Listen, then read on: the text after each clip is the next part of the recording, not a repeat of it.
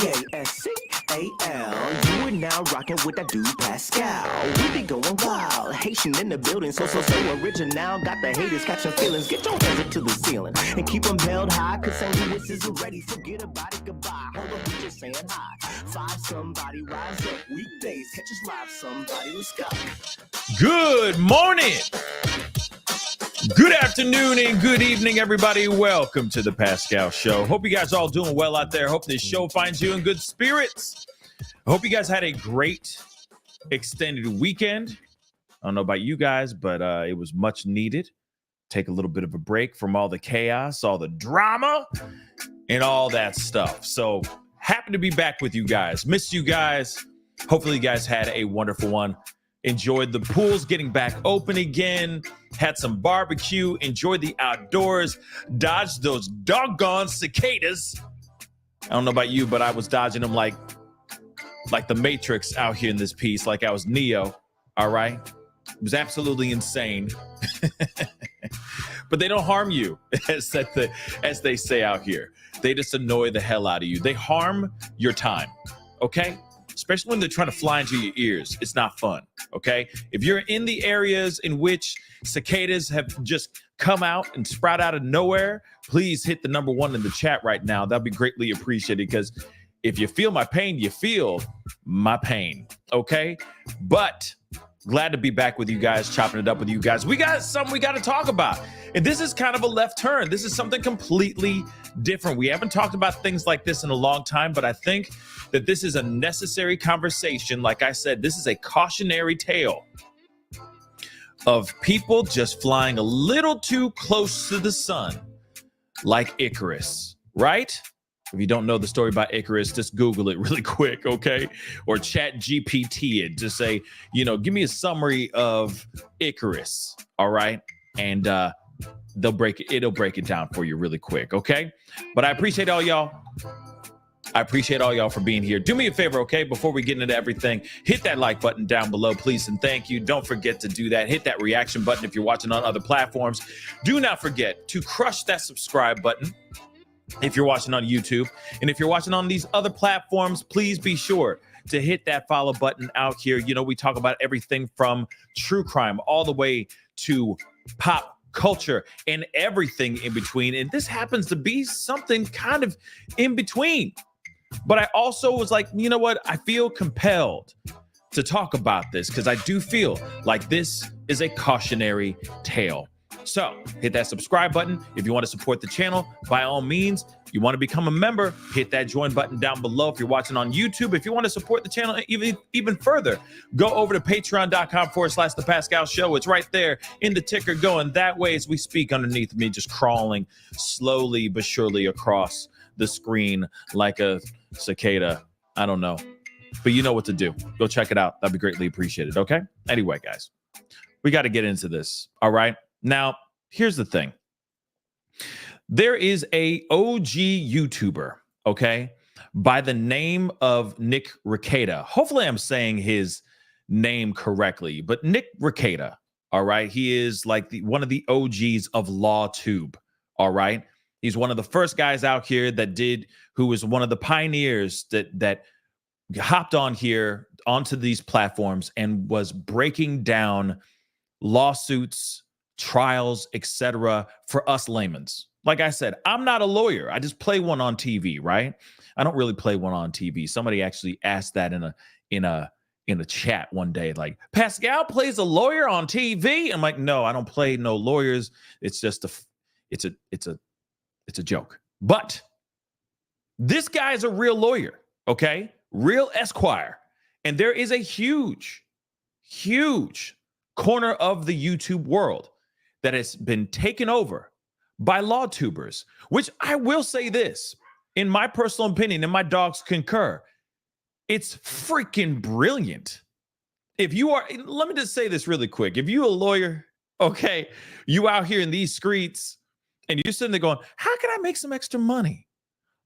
Start a YouTube channel breaking down some of these high profile cases. I'm telling you right now, man, okay, if you a lawyer, I'm trying to peep you on game, okay, fam? I'm trying to peep you on game real quick. All right, this is the clues horn for right now, okay? peeping you on game. All right.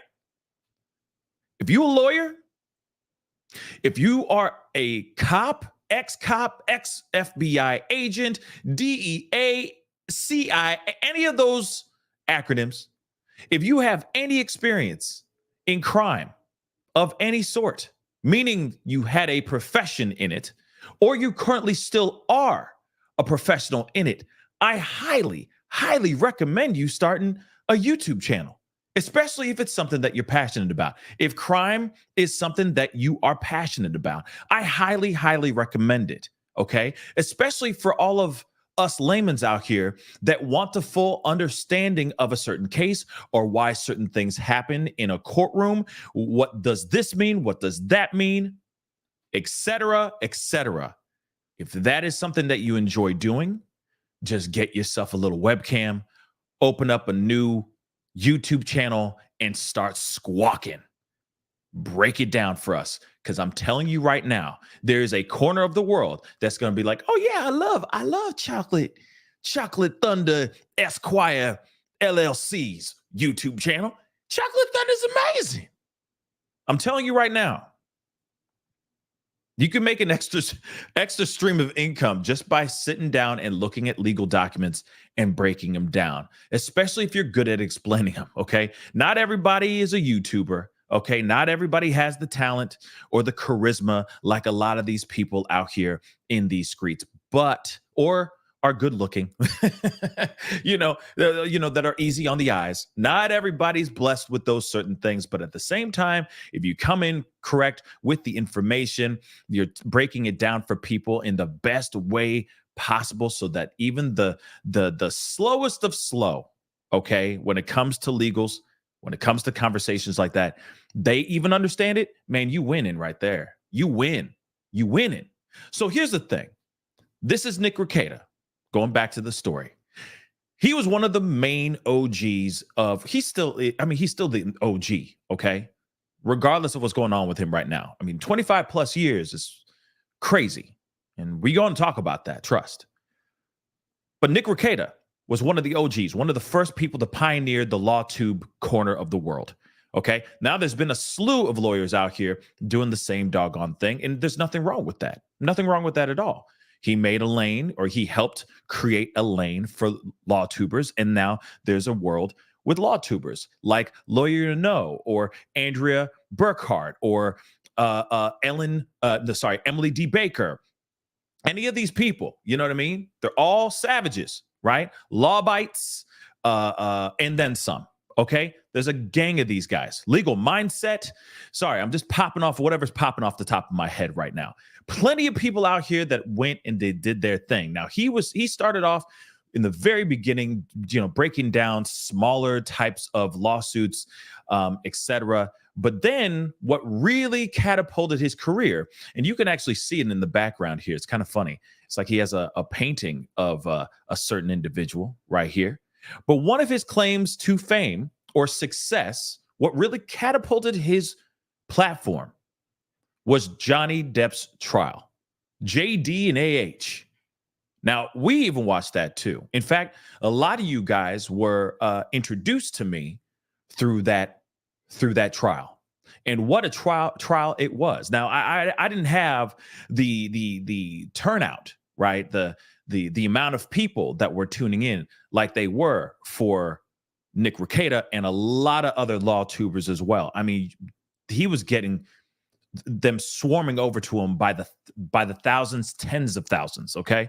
Every single time that they were doing that particular trial. But that's what catapulted his career even more, or his platform even more, to the place of where it is right now.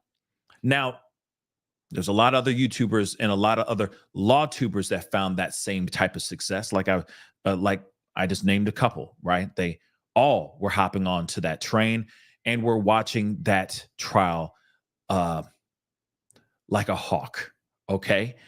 And like I said, anybody who's an esquire, lawyer, anybody who's in crime of any kind, that's from being a lawyer all the way down to, forensic specialist, expert, whatever the hell it is, okay? Cops, ex-cops, etc. man, I highly recommend you guys hopping on the microphone, starting a YouTube channel, because that could be another stream of income for you. Just letting you know, you're welcome. Mazel tov. Go with it. Go and spread the good word. Hopefully it's good words. All right. Now, when it comes to Nick, I'm not the biggest fan. Not sitting here saying that I don't agree with the things that he has done on his channel or not. I'm just saying, he and I are not on the same spectrum. We're not on the same side of the spectrum in various amounts of topics. Okay.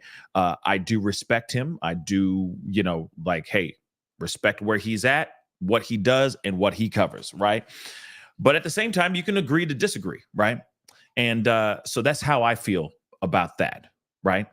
And in no way, shape, or form am I here to bash this man or make fun of him or anything of that sort. Just because I don't agree with some of his thoughts and how he conducts himself on his shows does not mean I'm going to come in here and try to poke fun or kick a man while he's down. I'm not down for that at all. I just was sitting here a couple days ago when this dropped, and I felt moved to talk about this because, and we're going to get into the documents and articles and stuff like that as well. But I want you to see this man's face right now. This is not what he looks like in current day. I don't know how old this photo is. I don't know how long ago this is, but he has definitely gone down a very, very dark spiral. Okay. He's gone down a very, very dark hole. All right. And I'm hoping that he takes the opportunity now to get himself back up out of that dark hole. Now, the thing is he's had a lot of success. And that's why I'm saying about cautionary tale. Sometimes people forget that they are human. They forget that they need to slow down even. Just people forget because they go, I'm such and such, and I'm the bomb. I'm making money. People rock with my stuff. I got thousands and thousands of people who tuned into my stuff. I'm living the life like it's golden, right? But I think a lot of times, sometimes success will get so ingrained in your own head that you forget, oh, maybe I need to slow down. Maybe I need to not drink this drink. Maybe I don't need to snort that powder. Maybe I should just slow down. I got a show in the morning, or I got a show later on this evening. Maybe I shouldn't come in half-cocked. Now, the thing is I started noticing that there were videos and where his face was being like in the thumbnails, and some of them were saying like, you need to stop, or this needs to stop, or it would just straight up say, stop, Nick, stop, right? This is before all the stuff that we're about to talk about. So people were actually seeing this man live on his YouTube channel, getting absolutely wrecked live on his shows. Now, I know in the very beginning there was a thing, or for a while until it went off the rails, he had a tendency of just, having a drink, sipping on a drink, whatever, blah, blah, blah, right? But now it turned into a thing where all he is doing is he's just absolutely wasted live on his shows. So instead of him actually spitting legalese, waxing legal jargon, and explaining the things to us laymen's, everyone's just watching him get more messed up. Everyone's just busy watching a train wreck happen. And in fact, it seems as if, from what I'm understanding, people were cheering it on. I'm not sitting here saying everybody, but clearly people were enabling this man. Instead of saying, hey, yo, intervention time. You need to slow this mug down. It's very, very bad. But I will say this. I mean, there's only so much people can do on a QWERTY keyboard.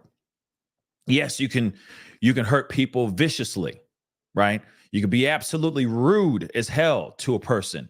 You can say hurtful things. You can make lies about people through these QWERTY keyboards. But you guys also have the power to uplift and make one think, maybe make one change their habits, or at least want the desire to change their habits, right?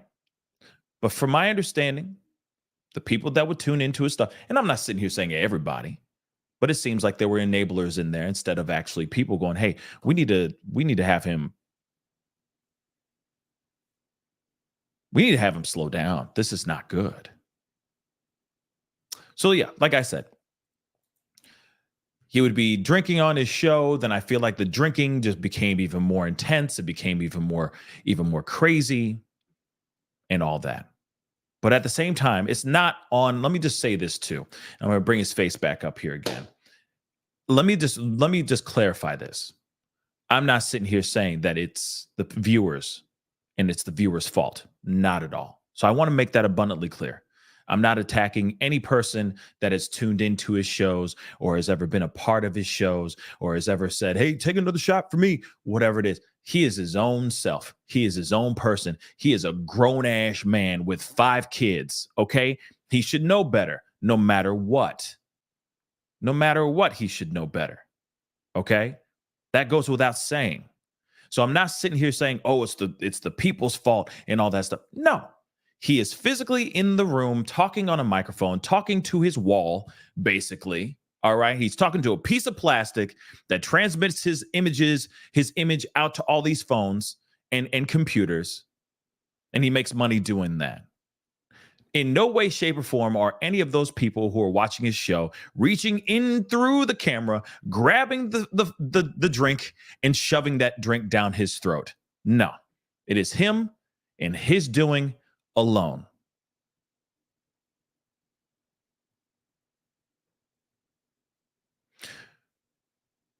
But it is sad, nonetheless. And I feel like when things got really, really bad, or started to get really bad before this arrest, man, they busted open the door too, man. We got stories to tell, man. We got stories to tell, but still, they busted open the door and kids were there. Just so you know. His littles were there too, all right? So at the end of the day, it does make you wonder, how did this become how did it go down the way it went down, right? And why it went down the way it went down. It's, like I said, a cautionary tale. It is extremely sad. And I also want to say this too. Addiction is not something that you just take one drink and next thing you know, I'm addicted. No, it's not like that. It's not like that. It's a thing that slowly starts trudging along.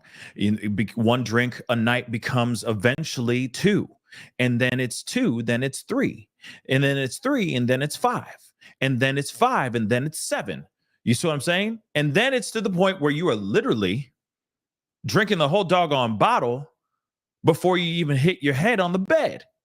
In fact, you're polishing off a whole bottle sometimes way before you even start your live. And then you're on live talking crazy. Talking absolutely crazy. And you got thousands of people tuning in going, man, this guy's crazy.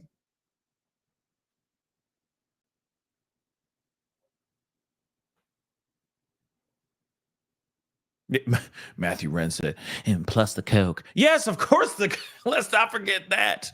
Okay, I haven't even gotten into other substances. Okay. But it's not like it just one day you just take one shot, Oh, what is this? What is this, Captain Morgan? You take the shot and you're like, oh, I'm addicted now. No, it's not like that. It's a gradual thing that gets more and more intense over time. And then next thing you know, you go, whoa, I remember the time when I couldn't even drink one drink. Now I'm drinking a whole, wow, how did that happen? Wow. It's crazy, but it's true. So I get it that maybe he might not even noticed any of this stuff, but at the same time, this man talking about powder. This man is there. There's alleged situations where he had a little bit of residue. You know what I'm saying? Underneath thy nostrils. You see what I'm saying? I got to use the code words and I got to talk around this ish. But I mean, literally, this man was out here, just out here, wilding out. All right, wilding out. And now it's gotten to the point where there's footage. Oh, I'm not even going to show you all that footage, but there's footage of this man.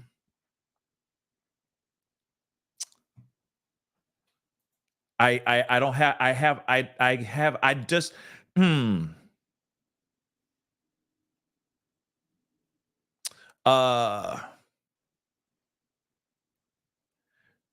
don't even know how to use the words, but he's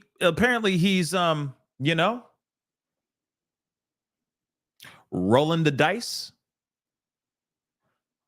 Yeah. And it's caught on video. He's on live, but he's absolutely wasted. He is completely gone. And apparently there is somebody who's actually in the room trying to, rock the mic. His mic, not this mic, the other mic. You know what I mean? Yeah.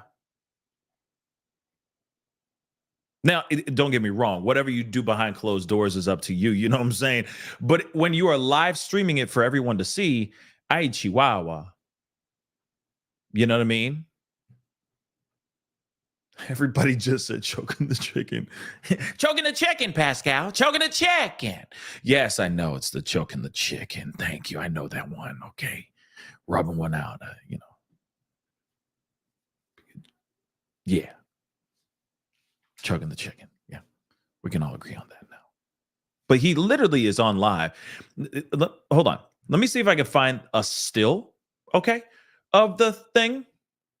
Not the thing. You know what I mean?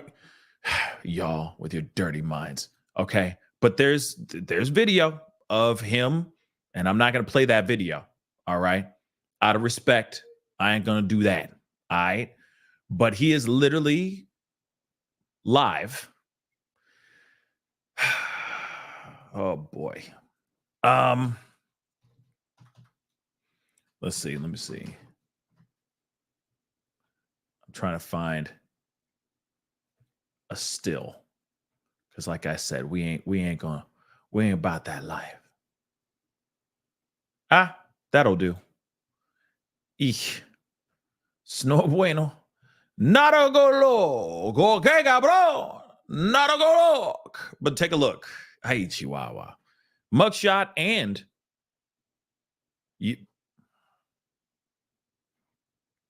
This is a true story, okay? This is not, I'm not making this up. I'm not rewriting history. No, nothing like that. This is him. Okay. To the right is the mugshot, obviously. All right. To the left of the screen is the actual moment in which somebody had just tried to suck him off. And he's like, I can't even believe you're trying to do this right now, right? And yes, this is him. As Carbonized said, he is mid-stroke. As I spit all over the place. Mid-stroketh. Okay? Yeah. So, get that out of the way. So you get the general idea. All right? Now, I also want to point this out. Now, this is not a PSA of like, don't do drugs. Well, don't do it, okay? But I'm not trying to Nancy Reagan y'all just say no. That's all you need to do. Listen, I'm just trying to give you guys a cautionary tale and a quick wake-up call because maybe some of y'all need to hear this right now, okay? Maybe some of y'all are going through it and not even realizing it. So let me just point something out. Addiction is a very real thing. If there's a way to attack it in the best, healthiest way possible, I highly recommend any single person out there that is dealing with addiction to please Go talk to somebody, talk to your friends, talk to your loved ones. Go find a group, go find a professional, talk it out, dry yourself out, okay? And start over again. Just because we make mistakes does not mean it's all over. Just do the right thing and get yourself clean. Period. And again, this is not a Nancy Reagan thing, okay? Of like, just say no, dare. No, I ain't trying to do that. Well, we are talking about that, right? But at the same time, the reason why I say that is because I'm trying to show you something here that we're going to look at together right now. Boom. Here it is. This is him from when he first started all the way to where he is right now. Soak that in. Take a look.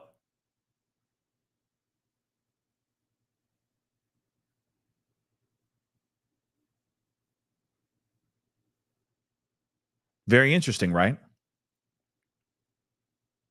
60 years ago, still had that baby fat on his face. And currently, he ain't got no fat on that face.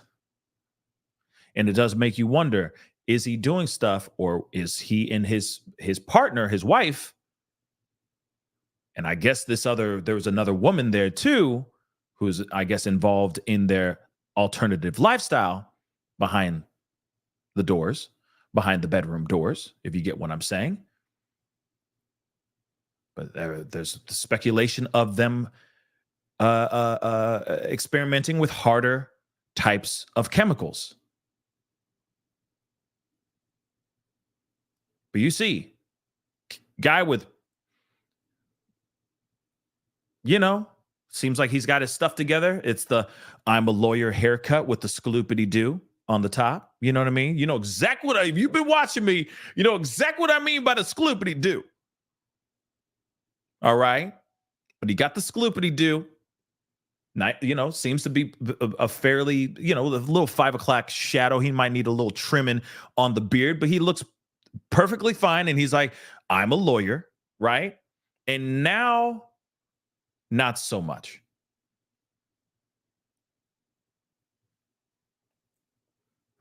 And I get it. 5 kids is 5 kids, okay? Sure. 5 kids is 5 kids. All right? But 5 kids ain't going to do that like that. That's called party favors, ladies and germs. That is party favors. And here's the other thing too. This guy is going on 5 to 7 times a week live. And every show, he is partaking in some sort of thing. I mean, at least back in the day, he would do 5 to 7 days a week. And that's a lot. I'm going to tell you that. It's stressful. Being on live, doing that every single day, covering what you need to cover, trying to make sure you have everything on point. It's stressful. It's a lot. It's a lot on any person, okay? Whether you are battling addiction or not, it is a lot. But I need you to see this. This is not caused by the stress of just being live every day or live constantly and breaking things down for people. Trust me, money is an amazing motivator. And he was making some good money. But like I said, I want you to soak that in one more time. And we're going to get into some paperwork here in a second. But I want you guys to see that one more again. There he is. So when he was arrested, he looked like this.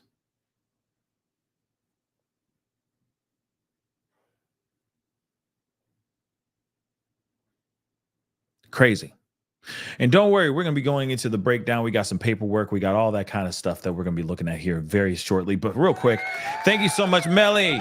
Yes. Thank you so much for gifting 1 membership. And also, yes, Kimberly in Japan. Thank you so much for gifting 1 membership as well. Sharing is caring. Please, guys, please consider becoming a member. And for those of y'all who just got gifted, all I ask is for you to pay it forward. You know what I mean?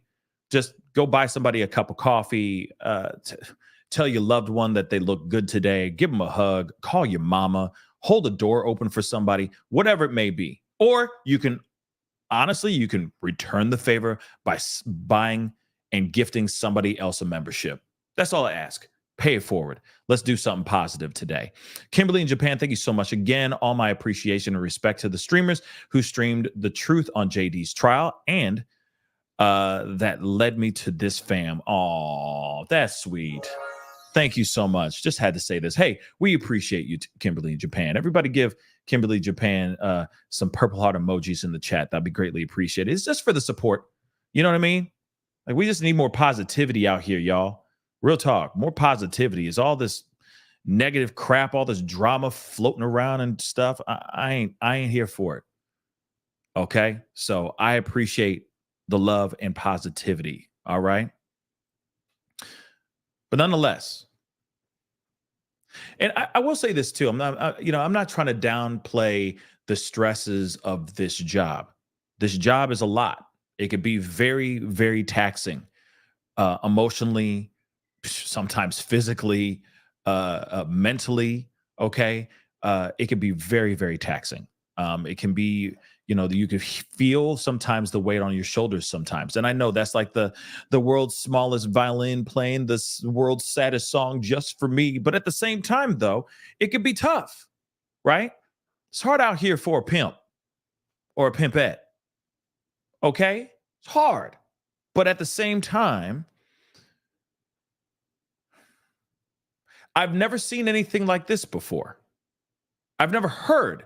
Usually people will sit there and go, I'm taking a break. I need some time off, whatever, right? You just take that time off. You veer off and you go, okay, guys, thank you guys so much for being here. I love you guys, but I'm going to take a few days off because I just need it for my own mental health. That's it. 95% of the time, people understand, right? People will understand. And so you go and you do what you need to do to get yourself right. And I don't know if this, if he just never had time for that, or if he just was enjoying the attention, and pride maybe came in, ego and all that, thinking that he's fine. And there's also enablers involved in here too. Let's not forget that too. There's enablers involved in this conversation as well. And, like I said, it's just frustrating that it all went down, or it's sad, not frustrating. It's sad because he ain't my friend. We ain't friends. I don't know him at all. Okay. I've reached out to him one time during the Johnny Depp trial, but he was getting flooded with emails and DMs during that time. But nonetheless, it's just sad to see something like this transpire the way it has transpired. So let me show you what I mean. Okay. Because the information here is just mind-blowing. All right. And then we got paperwork that we're looking at here too, and all that. All right. So let's get into this. All right. So he's facing, it's also his wife. And like I said, there's another person that's involved in this as well. All right. I don't know what charges she is getting, but literally his wife is also facing pew and party favor charges. All right. Charges say a warrant was executed just after 9 a.m. Thursday at the Spicer, Minnesota home of the Rekeitas. This is his wife. There he is too. Mugshots. So Minnesota lawyer and online legal personality, Nick, was arrested this week and has been charged with illegal possession of D and pews. All right. Rekeita and his wife are now each facing a felony charge of second-degree party favor possession of 25 grams or more of the cocaine. Okay, first off, let me just... okay. And then the other question is, okay, like, I don't run these streets, I'm not pushing weight and whatnot, but ain't that a lot of snow? 25 grams, ain't that a lot of snow? I mean, anybody who's been around snow like that, let me know. Okay? Bro, I try to make it rhyme, but move on. That's a lot of cocaine, right? That's a lot, right? Somebody just say yes or no. Like, nah, that ain't enough, man. Or hell yeah, that's a lot.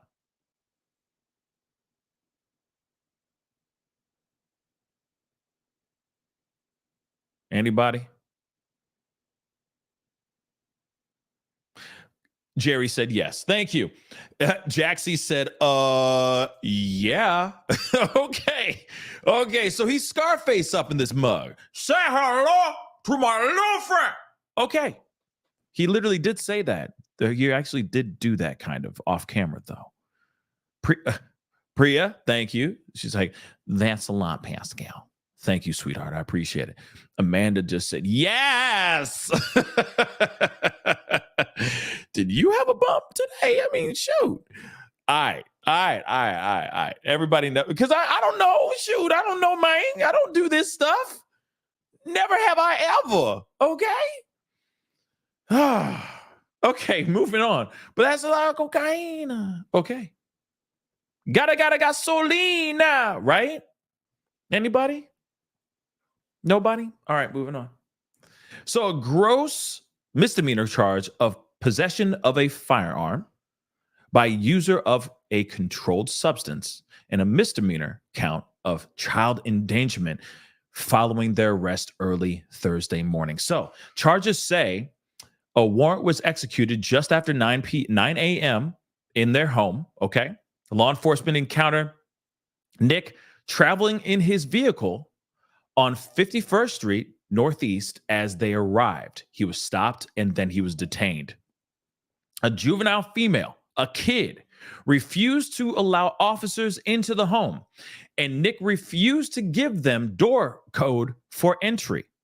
Law enforcement entered the home using a door ram. So in other words, I guess they pulled him over. They got him for whatever they got him on. They detained him. All right. They went over to the house because they wanted to do a thorough search of the house and, of course, most likely arrest the mama. The little kid was not willing to do. Man, that kid was ride or die. All right. Good kid, I guess, But at the same time, given the circumstance, I would have just been like, just open the door, honey.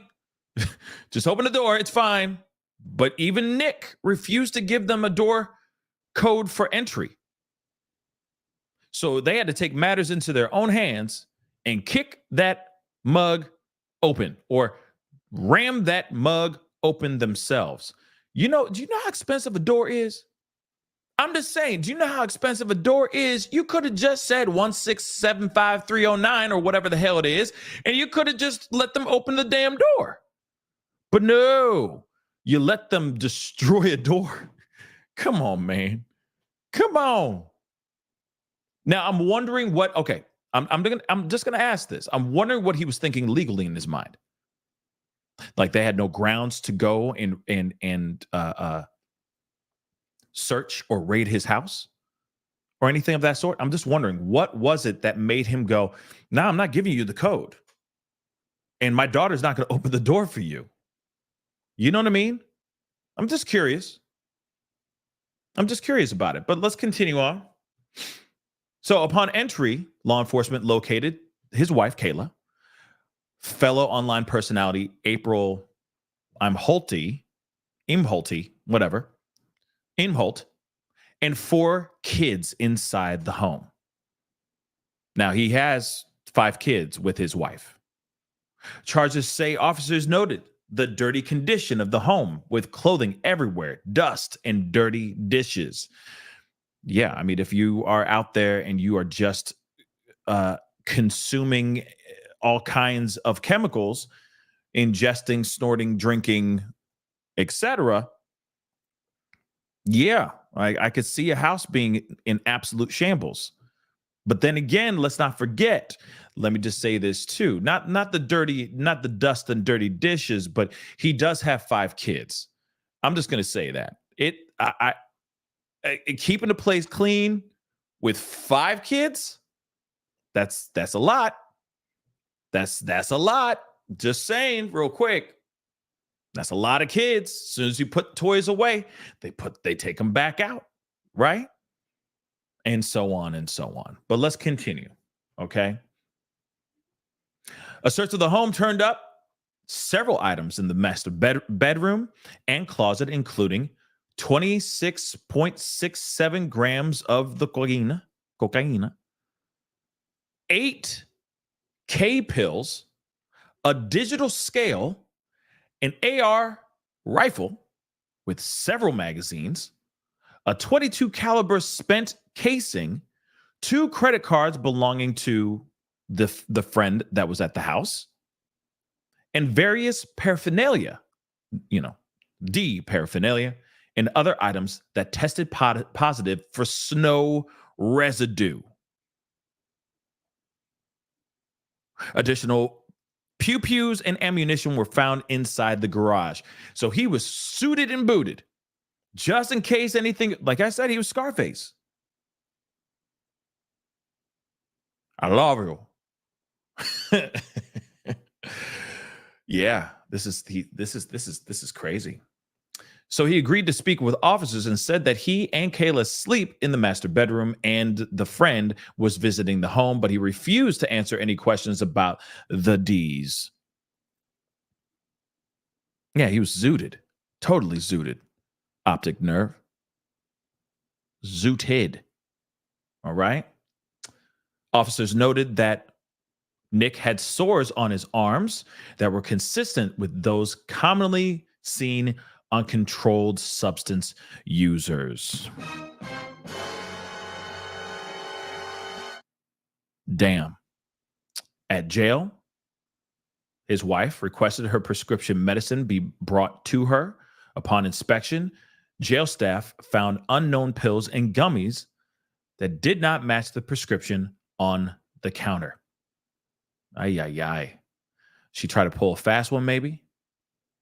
Jail records show the friend, this April woman, was also booked into custody along with the Rekeitas, but she appears to have been released from custody without being charged at this time. At this time. That's important to know. Okay?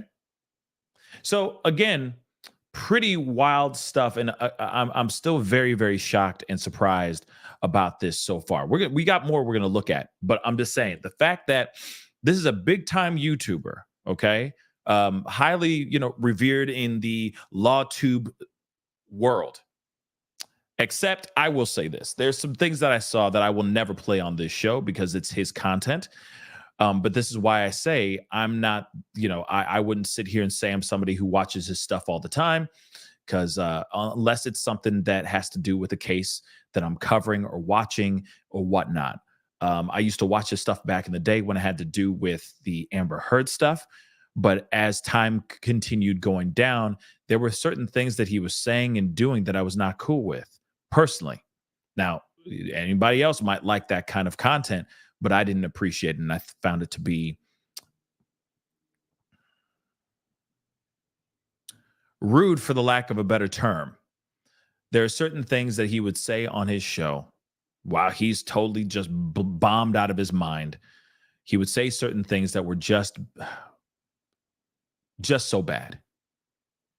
I remember one where there was a person who was thinking of doing something unthinkable.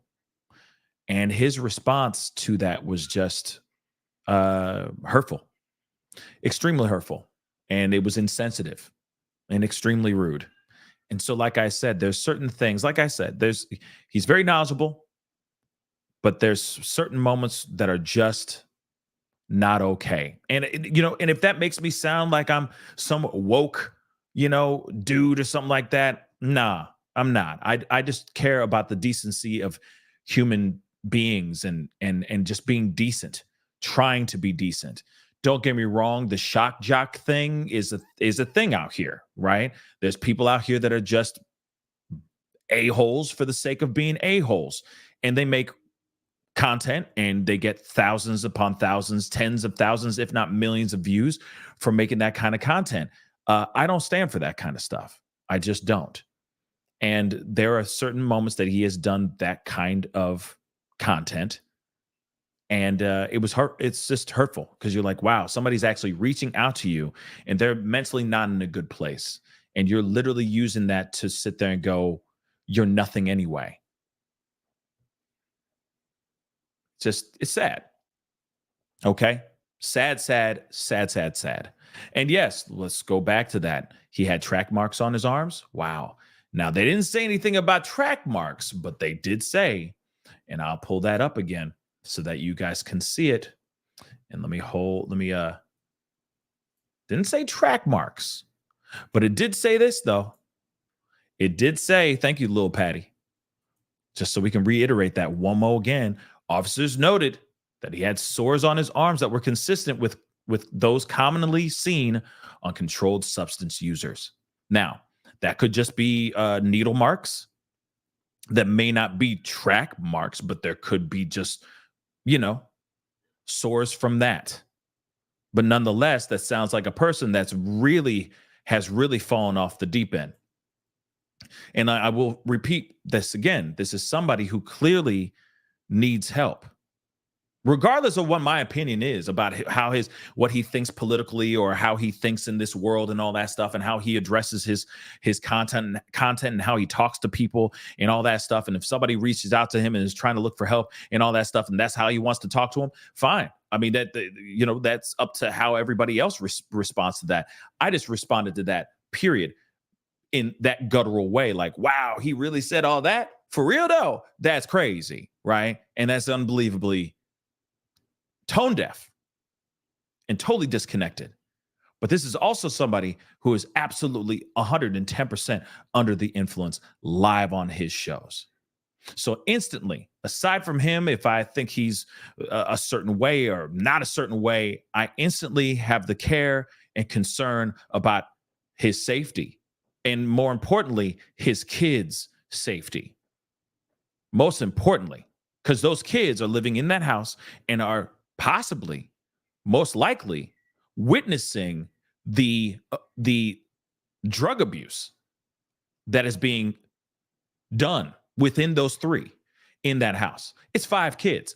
I don't know how big the house is, but I'm sure it's very hard for you to go and get your freak on, okay? Get your drugs on with 5 kids running around. You're telling me that they ain't gonna never see nothing? They're not going to see any of that paraphernalia? Shoot, forget the paraphernalia. What about the drinking? You're constantly with a cocktail glass in your hand. You're constantly reeking of booze. Your kids aren't going to notice that stuff? I'm just saying, at the end of the day, take all the differences aside, things how I feel about how he addresses things and all that stuff, push all that stuff aside. Now we're getting concerned about somebody's health, and now we're getting concerned about the kids that are in that house as well. We talking about the kids, man. We talking about the kids. And that's where I have an issue, and that's where I get concerned. Who cares about what I think if that he and I don't see eye to eye politically? I don't care about that. I care about him getting clean so that he can have his kids and he can raise his kids and be a good dad. That's what I give a damn about.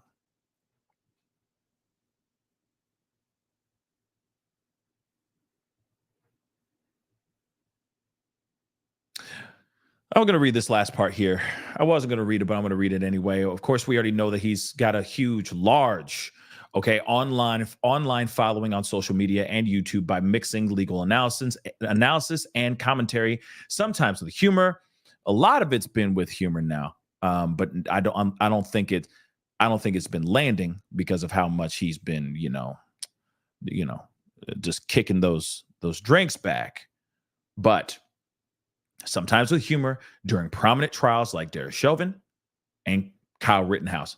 But he's covered a lot of other ones other than just those two. But that's interesting.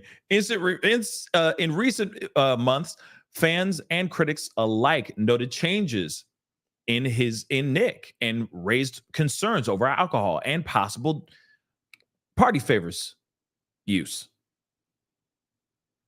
If people are literally going, hey man, hey Nick, you good? That's a problem. That's something to be concerned about. For sure. That's something to be very concerned about. People asking you if they're sending you DMs, if they're sending you messages on your lives going, hey, you okay? Like you seem to be just half cocked all the time. That's not good. But that's the thing, though. He puts this stuff out here. He's saying these things out here on his platforms, on his shows, talking about the use of things, talking crazy, being completely wasted, not being able to hold a full,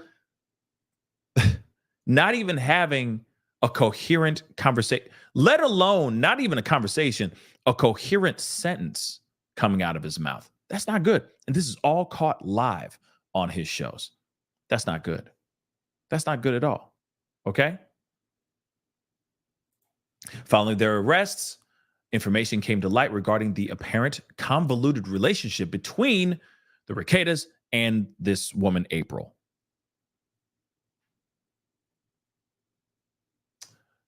So they had he had an appearance, which we're going to look at here in a little bit.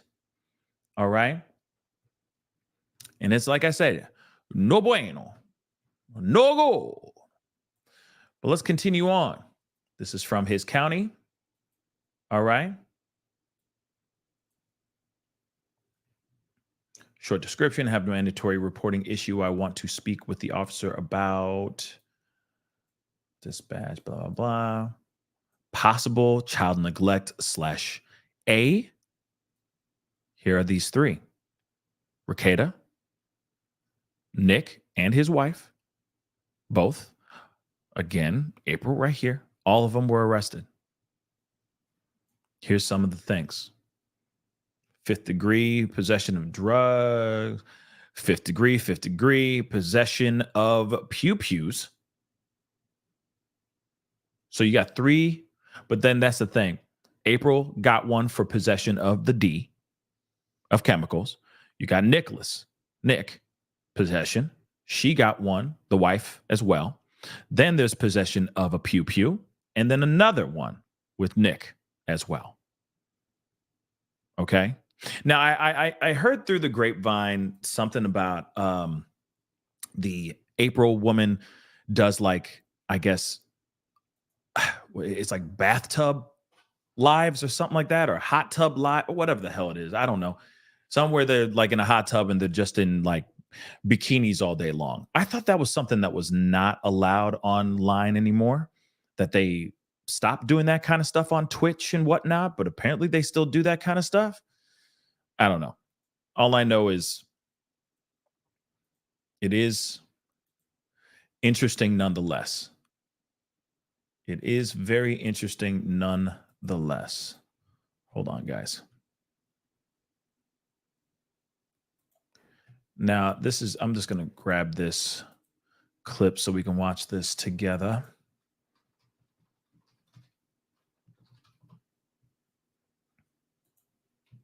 And no matter what, the way I look at this is a, like I said, an extreme cautionary. This is the state of Minnesota. Plenty of people out here that are going crazy out here in these streets, but a lot of them are doing this behind closed doors. A lot of them are doing this behind closed doors.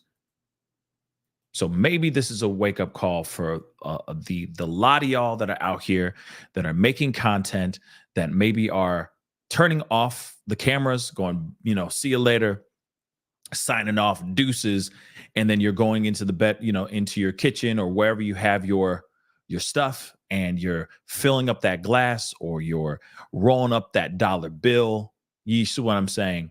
I think those are very, very big problems that I think you need to address within yourself. And if that means that you need to go and talk to somebody, talk to a professional, then I highly, highly recommend you doing that. Again, this is something, like I said, where somebody's flown way too close to the sun. They believe that they're untouchable. They believe they can do no wrong. They're enjoying the money. They're enjoying the success. And they've taken it way too far. And I want to say this too. They've taken it, and that's the thing, where the addiction takes over the passion to the point where you are so comfortable to be that far gone on camera is not good. It's not. Like, you got to understand the way I look at this job, because this is a job for me. I love what I do. I love this. I love this. Okay. I love this job. Being able to do this every single day is an absolute blessing. But I look at this like operating heavy machinery, like driving a car, like flying a plane. I feel like there is a certain level of responsibility that you have to have when you're behind this microphone and in front of this camera. You have to operate in a way where there's some sort of control. You can't just be out here wasted. Like, I get it that some people go on their shows and have a few drinks and get a little buzz on and just chop it up and laugh and all that, and then they sign off. But not to the point where you most likely don't even remember 90%, shoot, 100% of what you said because you were so gone. There's a certain level of responsibility that you have. You are the captain of the ship. You're the one steering this ship by your energy, by what you are allowed to, what you allow to bring into your show and all that. But if you're out here just talking crazy, like I said, I need to find some clips. I'm going to find some clips while we're going through some other things. But there's things that are being said while he's just gone that I'm like, you're inviting this type of energy. You're allowing this to be out here like this. That's not good. What about all the people that support you and love you that now feel like they can't even be in that chat room anymore because of the energy that you're allowing into the chat now, because of how you're talking and what you're saying? Like I said, there's a responsibility that you have. There's a responsibility that you have. And you can't do it white boy wasted. You just can't. All right? You just can't. So let me share with you guys. This is a little clip from the arraignment, okay? Just got this off of Twitter, so I want to grab this and show this to you guys real quick. Hit the number one. This is the state of Minnesota versus Nicholas Robert Rekeita. Am I saying that correctly? You've told me before. Yes, sir, Rekeita. Your date of birth is December 16, 1981. Yes, sir. Currently reside at 12291.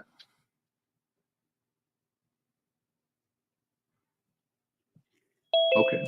Your appearance today is based on 3 counts to a complaint order for detention. The record should reflect that Alex Kornahachi appears for the state of Minnesota. Mr. Rekeita, you are self-representing yourself at this point? Yes, sir. Okay. Count 1 is second-degree possession, 25 grams or more of cocaine or methamphetamine. This is in violation of Minnesota Statute 152.022, subdivision 2, print A, print 1. The maximum sentence for that count is 25 years in prison and/or a $500,000 fine. Count 2 is possession of ammunition or any firearm with the user of controlled substances.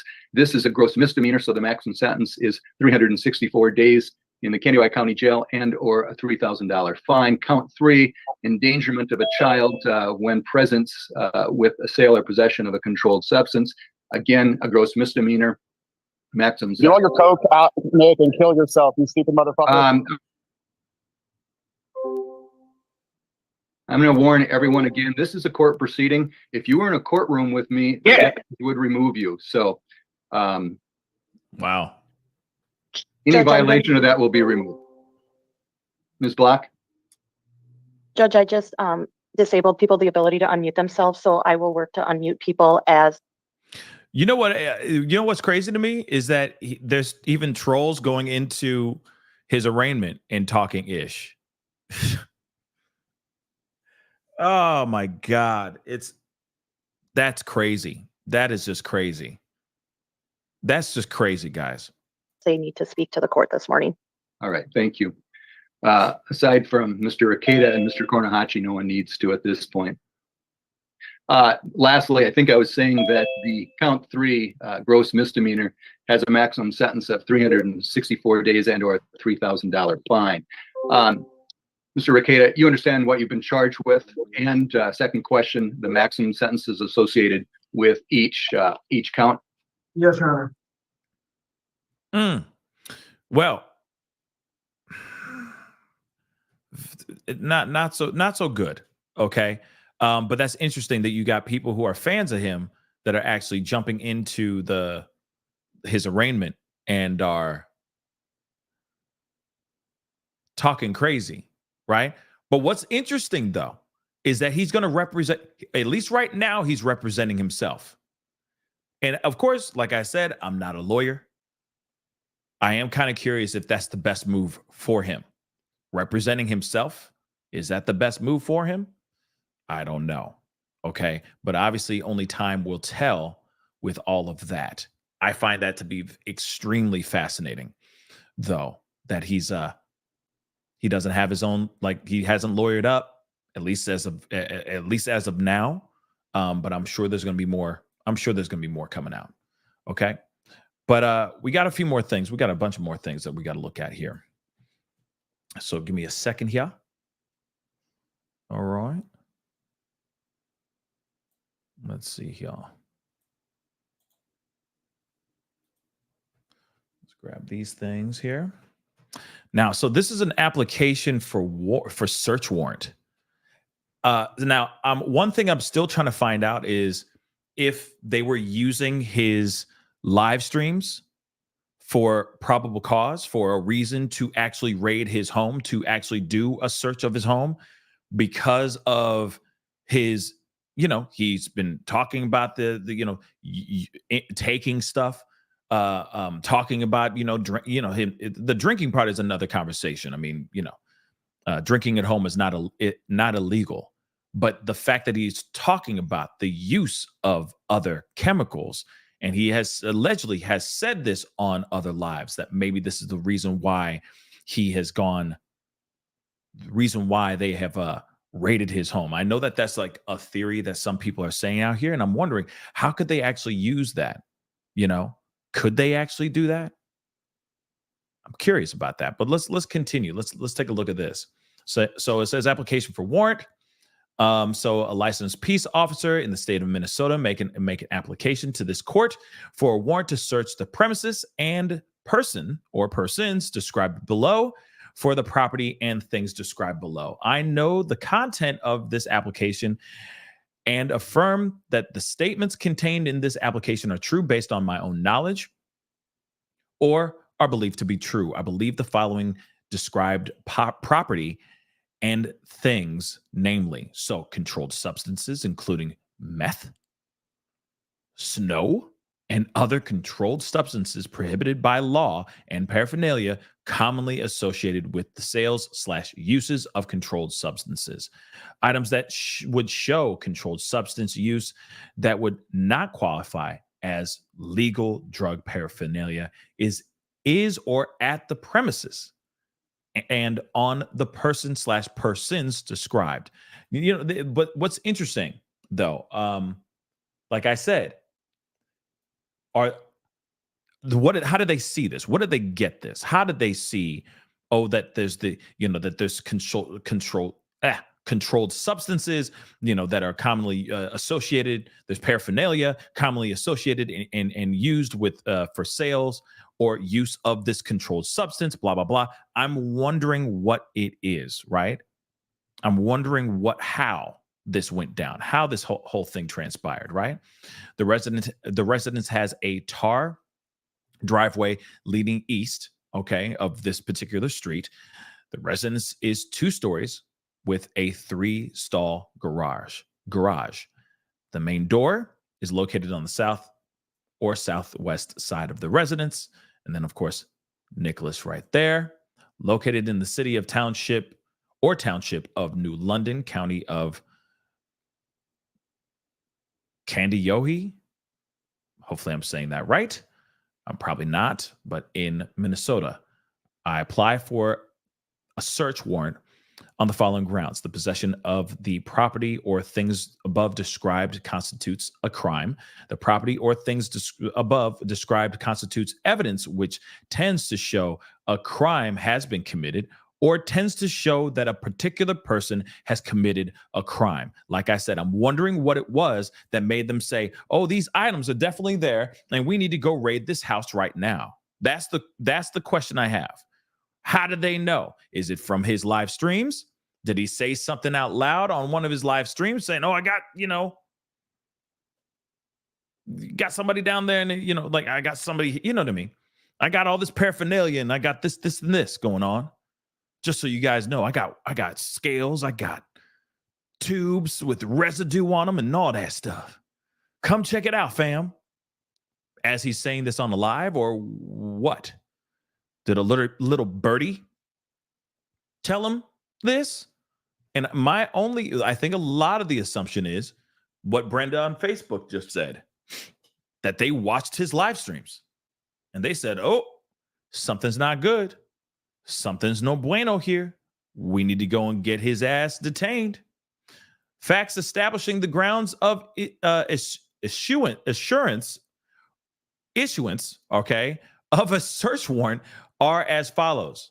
Your affiant is Detective Pumplin, okay, licensed peace officer, blah, blah, blah. We already know about all, we don't need to know about all that. But moving on.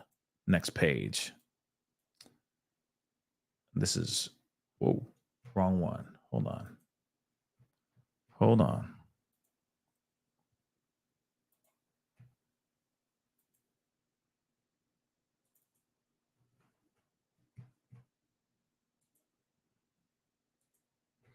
What the heck is going on here? Hold on, guys. Let me try that again. There it is. Just wanted to start tripping for no reason. So this is 2 of 5. All right. So focusing on felony level crimes, including but not limited to criminal conduct, homicide, death investigations, missing persons, fatal motor vehicle crashes, and all this other stuff. This is what he's known for. All right. This is all information about him. All right. This officer. Your affiant was employed, blah, blah, blah. Okay. We already know about all this. Well, or we don't need to know about all this stuff. Okay. But he has attended hundreds of hours in training, including but not limited to crime scene investigation, property crimes, criminal sexual conduct, criminal interdiction, assaults, DV, hate crimes, and a slew of other things. All right.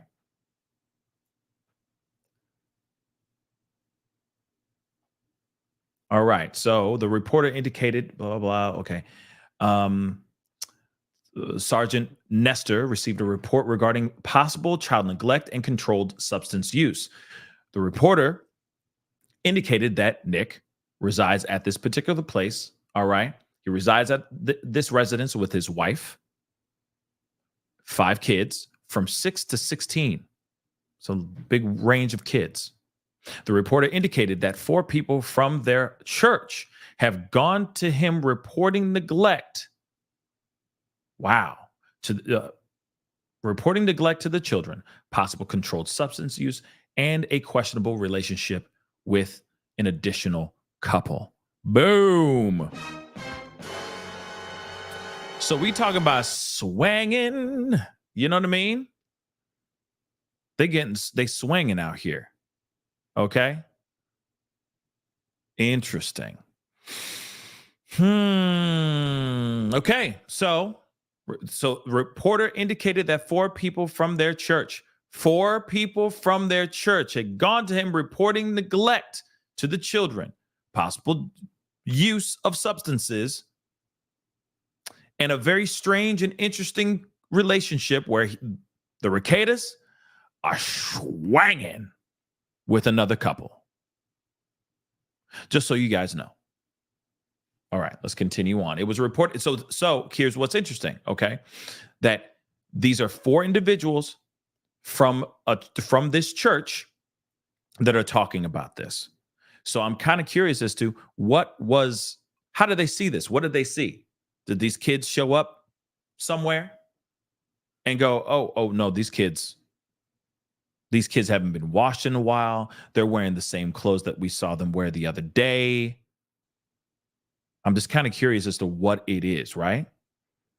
What made them realize that? But let's continue on, though. But that's crazy. It was reported that Nick is a social media blogger, and he and his wife, Kayla, had befriended hosts from a different local social media blogger. Okay. Those individuals were identified as Aaron and April.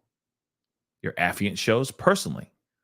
These are personalities of the Steel Toe Morning Show, which used to be in St. Cloud, Minnesota radio. However, as of recent years, the show has been a social media entertainment show, strictly online based. It was reported that the two, April and Aaron, because I can't pronounce that last name, Imholt, I'll just say Imholt, may have been staying with the Rekeitas, and the home was in disarray and cluttered. It was reported from a church preschool teacher that the children had complained,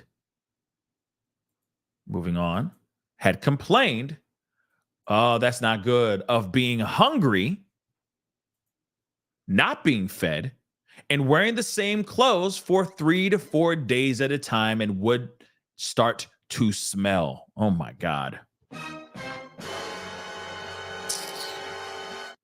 Nick was also reported being lethargic and appeared high or drugged driving a car around. Another individual advised the reported that Nick would walk out randomly during sermons at church and have noticed behavioral changes in him. It was alleged Kayla looks anorexic, and Nicholas has lost a substantial amount of weight recently. One individual described Nick of having injection or track marks on his arms. Yo! The reporter reiterated concerns for possible neglect and or controlled substance use within the home. Wow. Oh no. Oh no. So it is true. Right here. We're going back to that paragraph here in a second, but we need to go through this too. Your affiant started to review the Rekeitas and Imholt's social media blogs. The blogs were commonly related to legal issues and high-profile trials, as Nicholas is a licensed attorney. He is known to drink alcoholic beverages excessively on these video blogs. I immediately noted that Nicholas's appearance in recent months have changed. Boom! In videos from January 2024 compared to May of 2024, Nicholas appears to have lost weight, appears tired, and overall appears strung out in quotations. Common with controlled substance users. Oh my God. Oh my God, the kids. I feel bad for these kids. Nicholas commonly refers to his studio as his basement in his own residence.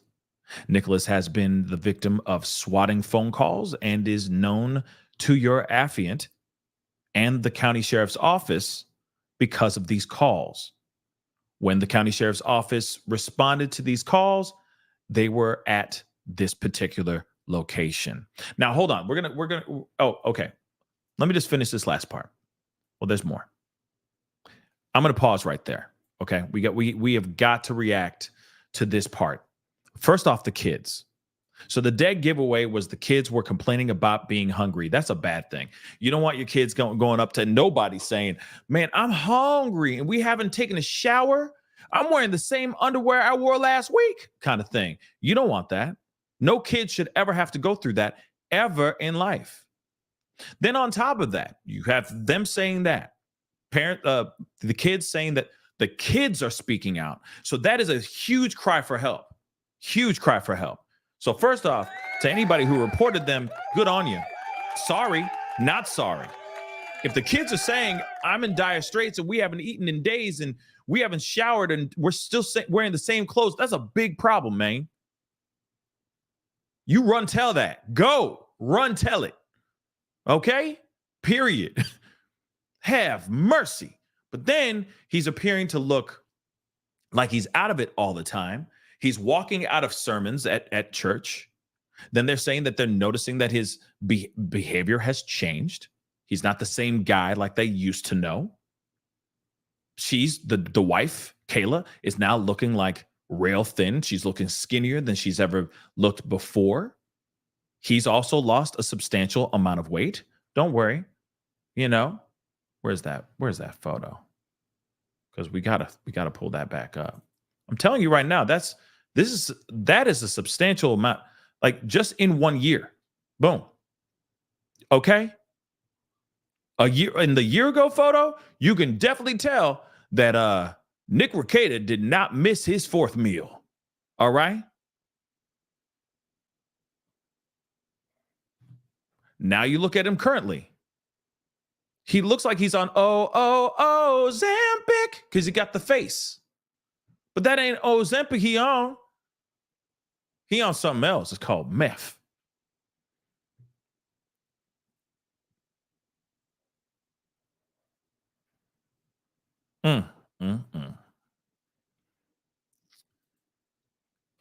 So you got that going on. All right. Substantial amount of weight being lost. Injection marks, track marks now on his arms. That's bad. Okay. Then they started to review. Oh my Lord. See, this is the part that's crazy. All right. And scary, because you got 5-0 going through all of his social media blogs, or at least a portion of them, and noticing a significant change in his face, just him physically. Them saying that he's sitting there drinking alcoholic beverages excessively on these video blogs, then starting to see the significant amount of weight loss from January of 2024 all the way to this month that we're in right now. They're like, we see a significant change. He is looking really, really bad. He looks strung out as all hell. Hold on. Sorry, but we're going to play a little bit of this. I got it. So we have to. I'm only playing a tiny bit of it. I'm not playing the whole doggone thing. All right. But this is ridiculous. Okay. King Duke. I'm sorry, man. Would you rather me do it like, John Legend or something like that? Oh, Zambig, you know what I mean? Would you rather that be that way? Would it be better for you? Oh, Zambig. Is that better? Now you got that in your head? No, why do I sound like Gandalf or something? You shall not pass. But anyway. Oh, Zambig. No, that's not the best one. It sounds like I sound like Gandalf trying to sing. You know what I'm saying?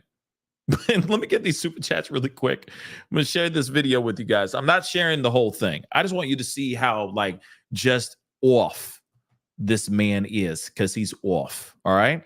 Tired as a mother. Thank you so much. I loved the dear Pascal. You helped so many people. Thank you, Tired. Yeah, I'm working on getting that back up and going again. The past couple weeks have just been a lot. And I'm like, all right, we're going to do Dear Pascal when there's a moment to breathe, if that makes any sense.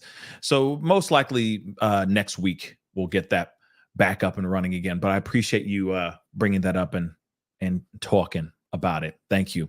S Dubs, what will take you to pick up that guitar? Not today, but maybe $1,000. Okay, maybe $1,000, $2,000 and nothing but super chats. Then I'll pick it up. And it has to be one super chat. I'm the devil. I'm kidding. But one day, for sure. I mean, I got songs I play the guitar on, and they're out there on my YouTube channel. Check it out.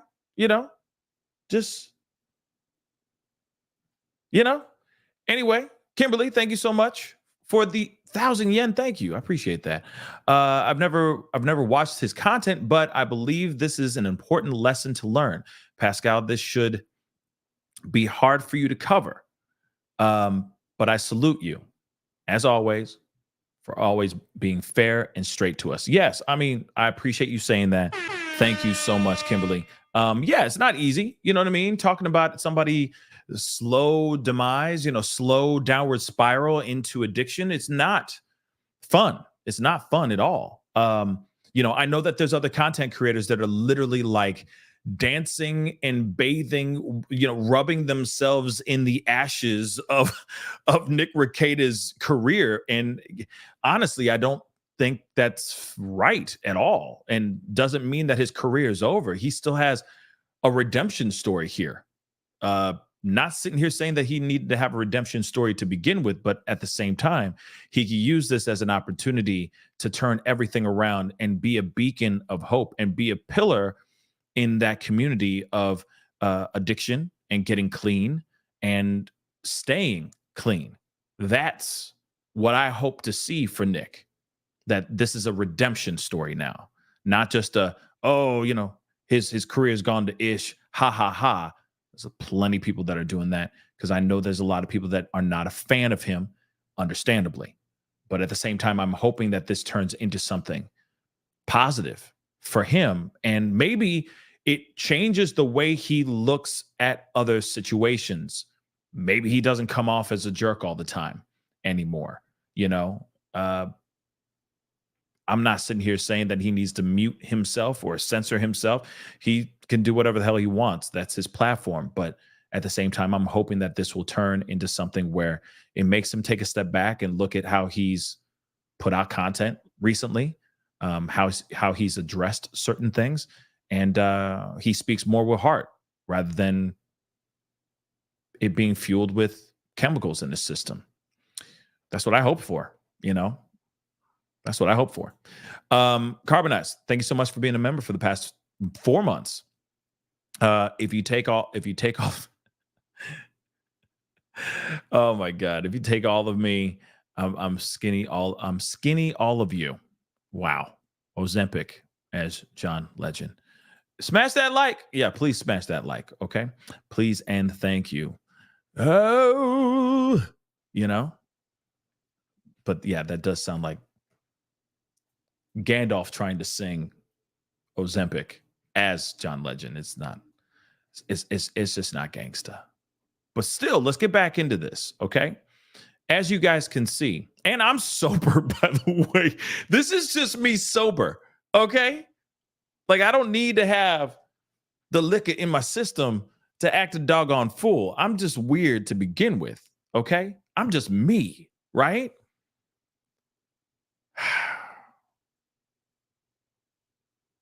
But let's get back into the conversation. Kids are sitting there saying we need help because we're not getting fed, we're hungry, so on and so forth, right? Then they start noticing there's physical signs of addiction going on. Track marks, severe weight loss, the fact that he's not staying around for sermons and leaving the church in the middle of his sermons and so on and so forth. That's bad. That's no bueno, okay? That's never any bueno, ever, all right? So let's continue on. They started reviewing their blogs, both parties' blogs, all right? And notice that Nicholas was saying some things on his channel. Now, back in the day, Nick had been swatted because, there's people that really, really do not like Nick, okay, or his content at all right? And yes, Nicole B, like, this man is spiraling. In fact, he's not spiraling alone. He's spiraling with other people, not only his wife, but another couple allegedly in his house as well, all right? So let's continue on. So it says, while reviewing the other couple's social media blogs, Aaron, the husband, all right, recently indicated that he and April are getting a divorce. Aaron goes on to say that he has experimented with the snow 3 times and the Mollies 6 or 7 times in the past recently. On December 19th, 2023, this family, the Imholtz, broadcasted the podcast from Rekeita's studio, with the podcast being named Live from Spicer. Okay. Throughout the video blogs, it is apparent, their video blogs, it is apparent that they and the Rekeitas were friends and may have recently had a falling out. It should be noted that in recent videos of Imholtz, April has at times also appeared tired, lethargic, strung out as well.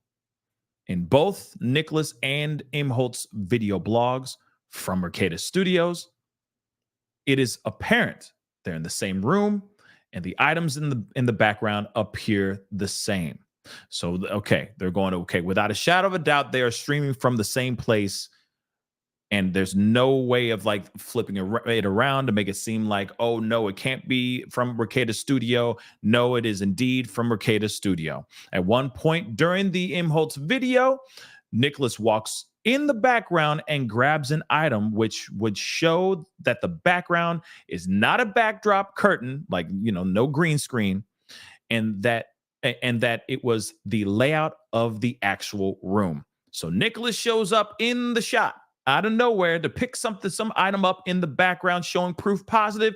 It is not green screen. It was not AI to give off some kind of vibe like, yeah, we're not really at, you know, Rekeita's house. We're using a green screen, and, you know, just our green screen's really that fire.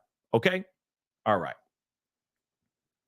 On May 22nd, 2024, Imholtz did a video blog where he talked about Nicholas and insinuated controlled substance use, and also referenced a video blog that Nicholas put online the day before that had since been taken off the internet. Aaron indicates in this blog that Nicholas needs help and needs to get help for his kids because of his substance abuse. Imholtz points out a time in the video where Nicholas has white, powdery substance on his nose. Do you realize how long ago this was? This was last week, yo. They move fast then. They move fast after this. On May 22nd, your affiant was able to review the video that was taken off of Nicholas's YouTube and Rumble social media sites. The video is from May 21st. Hold on. There's Mole.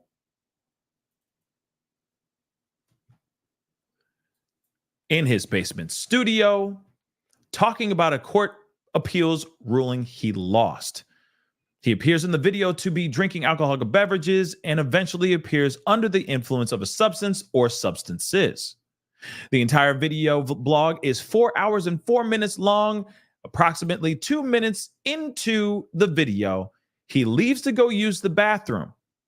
When he returns at 2 hours and 50 minutes and 40 seconds in. Sorry. So that was 2 hours and 46 minutes into the show.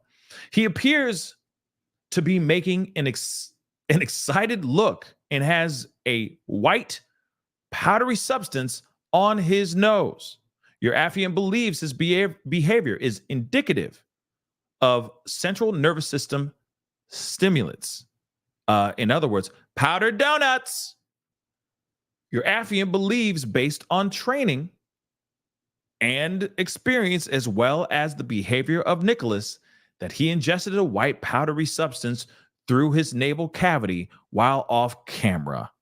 Powdered donuts. Your affiant knows through training and experience that ingesting controlled substances through a nasal cavity is common amongst controlled substance users and is often referred to as snorting. Your affiant also noted that throughout the video, Nick is so under the influence of a substance to the point he has to close one eye to read his screen, rambles, and slurs his speech. Nicholas would obviously not be able to care for his children in this state of intoxication. Wow. Like I'm saying, like he's sitting there, he out there doing his thing. And he goes, hey, wait a second. I got to go use the bathroom. And he comes back zooted. Okay. Zoot suit riot. Hold back a bottle of beer. Zoot suit riot. You know what I mean? Zooted. I know that was a deep cut for some of y'all. You're like, yo, I haven't heard that song in years, though. Yeah, he's zooted. Gone. Powdered donuts. As I said, let's continue. It should be noted that your affiant was a drug recognition evaluator for several years, and based on your affiant's training and experience, the behavior of Nick in this video blog indicates polysubstance use, meaning it is believed he was ingesting more than one substance based on his behavior, being both excited and nearly passing out. This can be consistent behavior of using both CNS stimulants and depressants. Bruh. Okay. I mean, it's a wrap. It's crazy, though, because I'm wondering if he can make that argument. That it's like, wait a second, you're looking at stuff that is alleged. Sure, I could have been like, listen, I was just drunk.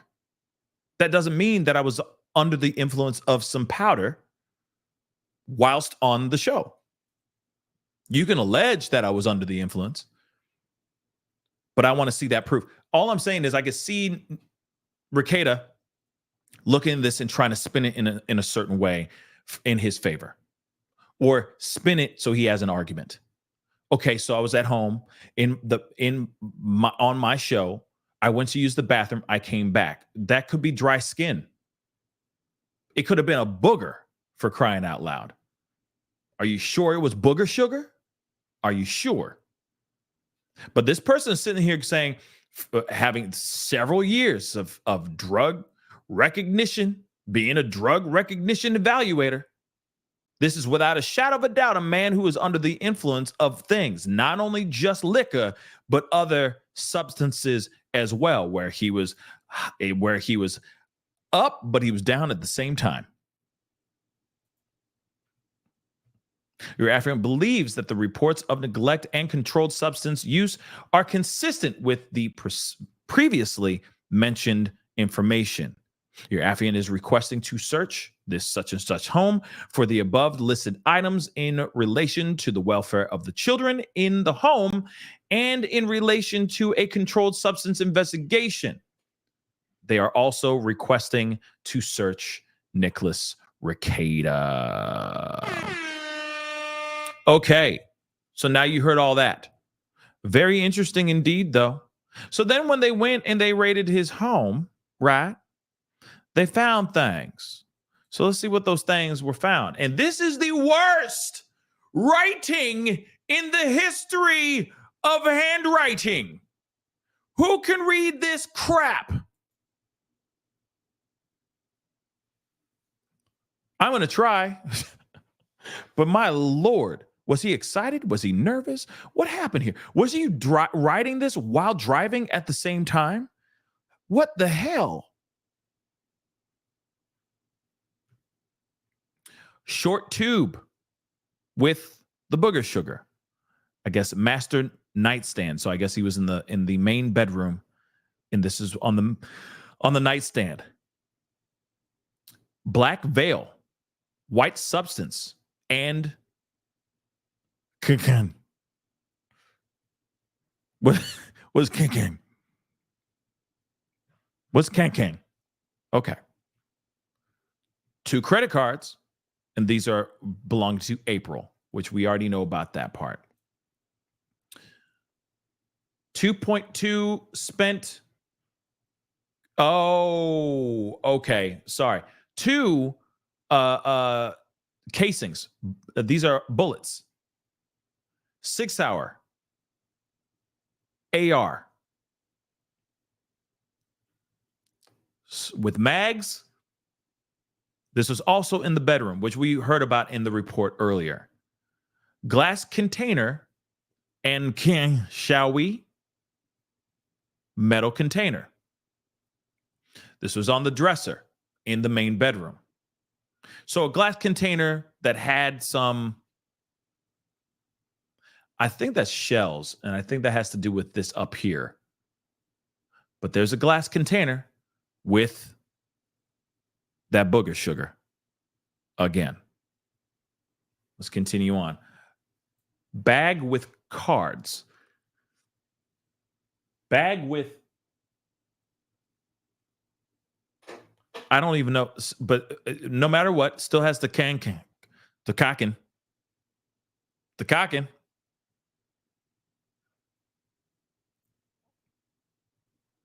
Also in the master bathroom.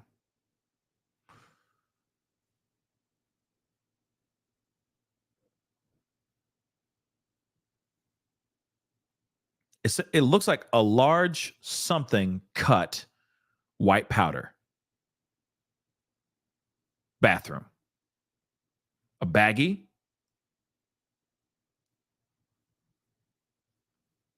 I don't know what that is. But this is also in the master bathroom. Ziploc with multiple small baggies. White powder. The cocking. That's what he's writing it as, cocking. Interesting. That's just one. But see, now I keep wondering, is this intent to sell? The only reason why I say intent to sell is because of right here. Ziploc bag with multiple small baggies. And I guess that contained white powder. So I keep wondering, because you got to remember, excuse me. You got to remember, they also had a scale. And that might be something that was said in here that I didn't see. But there's another form that I'm going to pull up here right now. But let me share that with you guys too. See, a digital scale in the master bedroom. Or in the master bathroom. Now, one thing I'm curious about with this digital scale, does this mean that there was an intent to sell, or were they selling? Or, because I don't know anything about this, this cocaine life. I don't know nothing about the drug life. Do you hold on? Why would one have a scale for yourself if you're just a consumer? If you get what I'm saying, if you're just a buyer, you consume it. It's only for yourself. Why would you have a scale? To make sure you're really getting what you bought? But wouldn't the person who's providing it for you, wouldn't the seller, if you get what I'm saying, wouldn't they have the scale for you? So why would you need the scale unless you had the intent to sell, right? And that's the vibe I'm getting right now. I think he had a scale, a digital scale, to sell. Why would you have a big whole bag, 26 point something grams of that powdered sugar? Why would you have all that? Would you really be in there just chilling in the cut and having a scale just for ish and giggles? No, I think you're selling. I think you're using that. You have that scale with the intent to sell. Again, you got a big bag, a big Ziploc bag with multiple little bags in it. If it was just for yourself, why would it be in multiple little bags? Wouldn't it just be in one big bag and you could just dump it out and do whatever you need to do? Scarface that ish. Like I said, that doesn't make sense to me. And y'all even said, I even asked y'all, it's like, is 26 grams of this booger sugar, is that a lot? And some of y'all were like, yes. So once you say it like that, then why would you, if it's just for your own consumption, why would it be split up in little baggies? That is an intent to sell. That's how I see it. Unless you OCD like a mug and you just want travel packs, but that's weird, right? Then you just put in a little vial or whatever you're going to do with it and take it with you and just have a bag full of this ish in a dry location, in a cool, dry location, right? I don't know how y'all keep that stuff going. Like, I don't know how y'all keep it fresh and clean, without it growing mold and stuff. I don't know how y'all do it. Okay. But a big Ziploc bag with multiple little baggies in it filled with white powder and a scale, a digital scale, tells me you intend on selling that ish. Period, point blank. Let's continue on, though. A metal pan with white powder on it. Clearly, that's for their own consumption. All right. 2 short tubes, 2 cutters. All right. What do you think the short tube and what that cutter's for? All right. $100 bill with white powdery residue in the master closed safe. Bindle / bass. I don't know what that is. White substance, powder, master closet safe. Scooper from master closet safe. So I'm assuming these are all little tools that you can get, you can use for the powdered donuts. 2 baggies in baggie and funnel, master bedroom safe. Yeah, he was selling this ish. He had to have. Now he might have to be like, I'm going to tell you who my provider is. Just cut me a deal. That's the only thing I can think of. Springfield Armory, 45. That was in the garage safe. 6-hour, 38 handgun. That was in the garage safe. And then magazines with ammo, 6. I don't know what 6K, 6 something safe. 6 casings? 6 casings? I don't know. But that was in a safe as well. Unbelievable, guys. This is bad. This is bad because you just think that it's like, a guy, that's the thing though. Like I said, it's when it comes to addiction, it's not like you just do it once and suddenly you're just addicted. It's a gradual thing. Things turn into a habitual. It turns into a habit. It turns into a thing that you're used to doing, over a certain period of time. Next thing you know, you're going, oh my gosh, I need this every day, or I need to be, feeling how I feel, how I felt yesterday. I need to feel like I felt today. You know what I mean? I need to feel like I've felt yesterday today. I need to feel like I feel like all day, or I want to feel like I felt yesterday all day, right? And so next thing you know, instead of it being, hey, I think that there's so much that gets kind of thrown under the rug. We overlook things a lot of times. We allow a certain process to be out there, a certain type of behavior because we are a fan of of that person. We care, or we look at that person and we highly respect them, or they're highly revered, but they have a signature thing of drinking all the time, right? Or they have a signature thing of being this certain type of energy all the time. And then they feel like they have to keep chasing that high or chasing that dragon as much as they can so that they can appease their crowd, appease their audience. And again, I keep saying, like, no, you don't need to do that. If you need to take a break, if you need some time away, if you need to turn the cameras off and just take a few days off, take a week off, whatever it may be, it's okay. Your people will still always be there when you get back. Even the best of the best in any profession take time off for their own sanity. Your family doctor takes vacations, okay? Your favorite person, okay, out here that has to always be on at all times takes vacations, takes times, takes time off. It's okay. It's okay. But feeling like you have to be on like that all the time, it's bad. See, and this is the other thing that I get scared of for a lot of these content creators out here that are based on like they are known to be live drinking, like this whole situation with Nick Rekieta. One thing that really does scare me is that once you get that started, there's no turning back.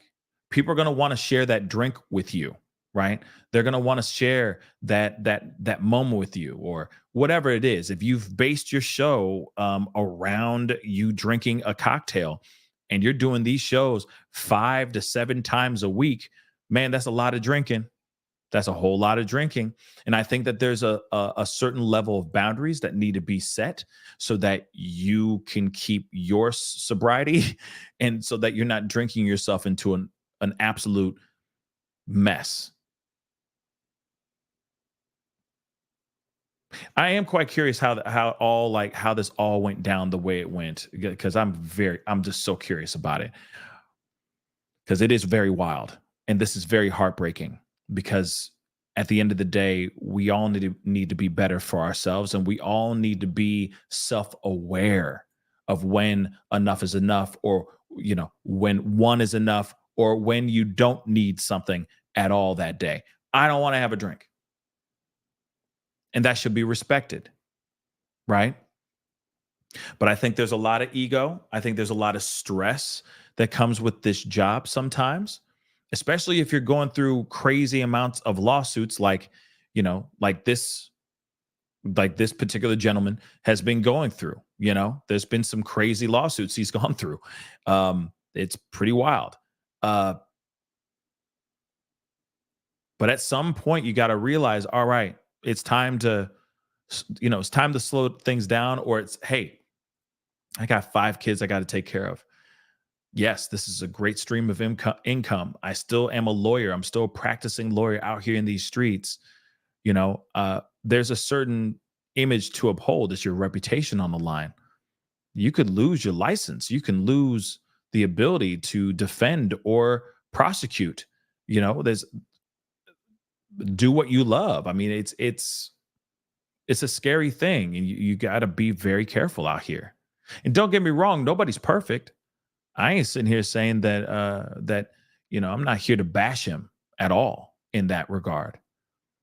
I just get concerned about people's well-being. And shoot, if this was there's some content creators there's some content creators that cover things that I have no respect for, and I do not like whatsoever. But if they were going through this same situation, I'd be talking about it too. I'd be like, yo, this is a cautionary tale. We need to start taking care of ourselves. Not only just taking care of each other, but taking care of ourselves, right? Be good to yourselves, be good to one another. This is what I say at the end of every single show for the past, I don't even know how many years, right? And I will keep saying it that way, because without us taking care of ourselves, how are we going to be able to properly take care of the ones that we love if we're not taking care of ourselves properly?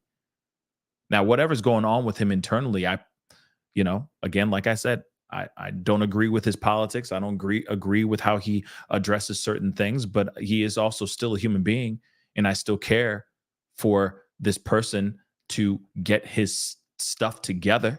At the end of the day, it's about his kids more than anything, and that's the one thing I'm concerned about, because those kids are front row seats to watching their dad, their parents, and their extended friends destroy themselves right there in front of them, to the point where they're saying out loud, we are not eating. You for real not eating? No, I mean, I believe that, but I'm just saying, you for real not eating, kids? That's insane to me. Those kids should be first and foremost, the first thing that goes on in their minds is taking care of their seeds. And that's not happening. So much that they went and law enforcement was diving into their stuff to make sure if they even had a case to begin with. And like I said, they said, oh, we saw, residue on the dude's knows. Okay, trust me, Nick is probably going to use this and say, you guys got this all wrong. There was no residue. You're reading into stuff that's not even real. But the fact that they were able to bust through that door and find all of that paraphernalia and all that powder, he's got a lot of explaining to do. And he's looking at what, 25 plus years in prison if he's found guilty of any of this stuff, including child neglect. That's insane, guys. That's insane. And it breaks my heart. Like I said, not one of us is perfect, but my Lord, this is not good at all. See, so it's one thing when you're doing it, like you're doing this thing, you're destroying yourself, and that's tragic as hell. But it's another thing when you bring kids into the mix and you got 5 of them. That's a big problem. 4 of them were inside the house when that house got raided. That's a big problem. Now, I know that allegedly Nick is kind of approaching this in his way. And hey, if that's how he wants to approach it, that's how he wants to approach it. But I'm hoping outside of the public eye and outside of X and Twitter or whatever you want to call it, the social medias, he's taking a moment to have some serious self-reflection for himself.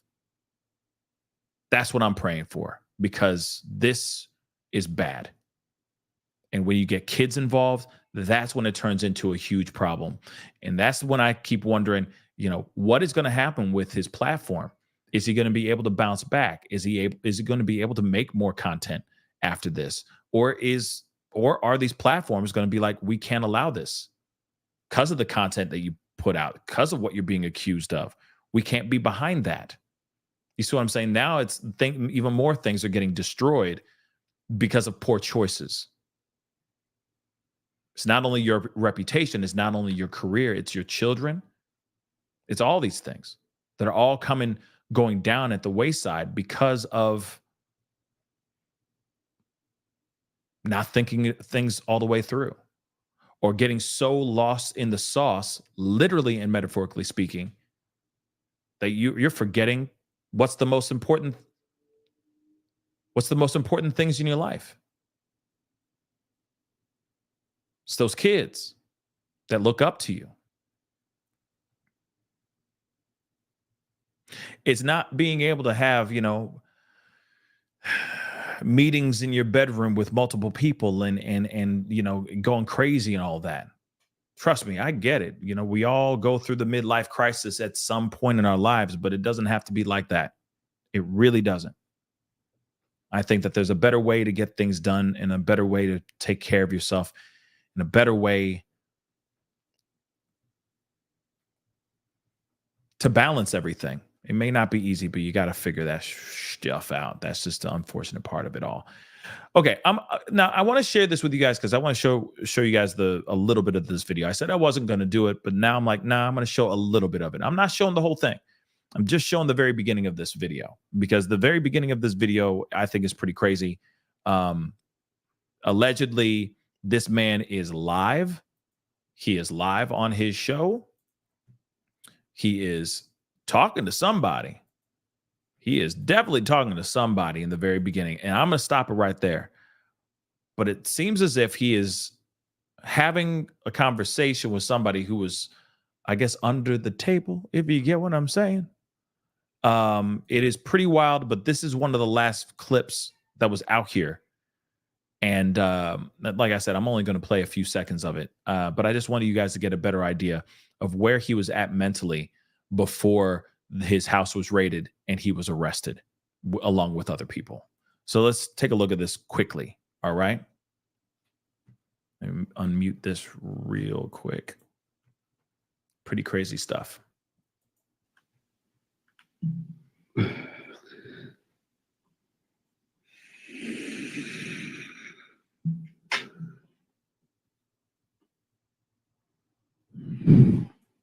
Okay, I'm done there.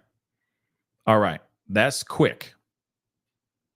But I want you to see that this man obviously was not 100% there. And what is implied in that video is no bueno. for lack of a better term. Because even before that, because there's versions of that clip like flying around everywhere, but he literally said something like, "Oh my God," like he says something like, "Why you know, like why? What are you doing?" Or something. He says something like he's actually addressing someone. So somebody came over and did something, and then left. And as he's still, I guess, reeling from whatever he's under, and the fact that this person was trying to service him, for lack of a better term, he starts to, as you said, choke the chicken. And then he says, "Oh my gosh, my camera's on." Like he forgot.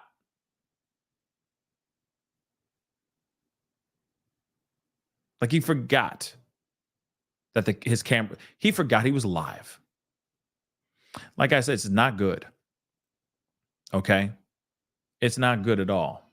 Somebody just said, "Oh, wait, he did it twice." What? Ew. Ew. That's gross. Oh. So let me grab these. Hold on. Tanja, thank you so much. As a new attorney and ex-addict, I feel so bad for him.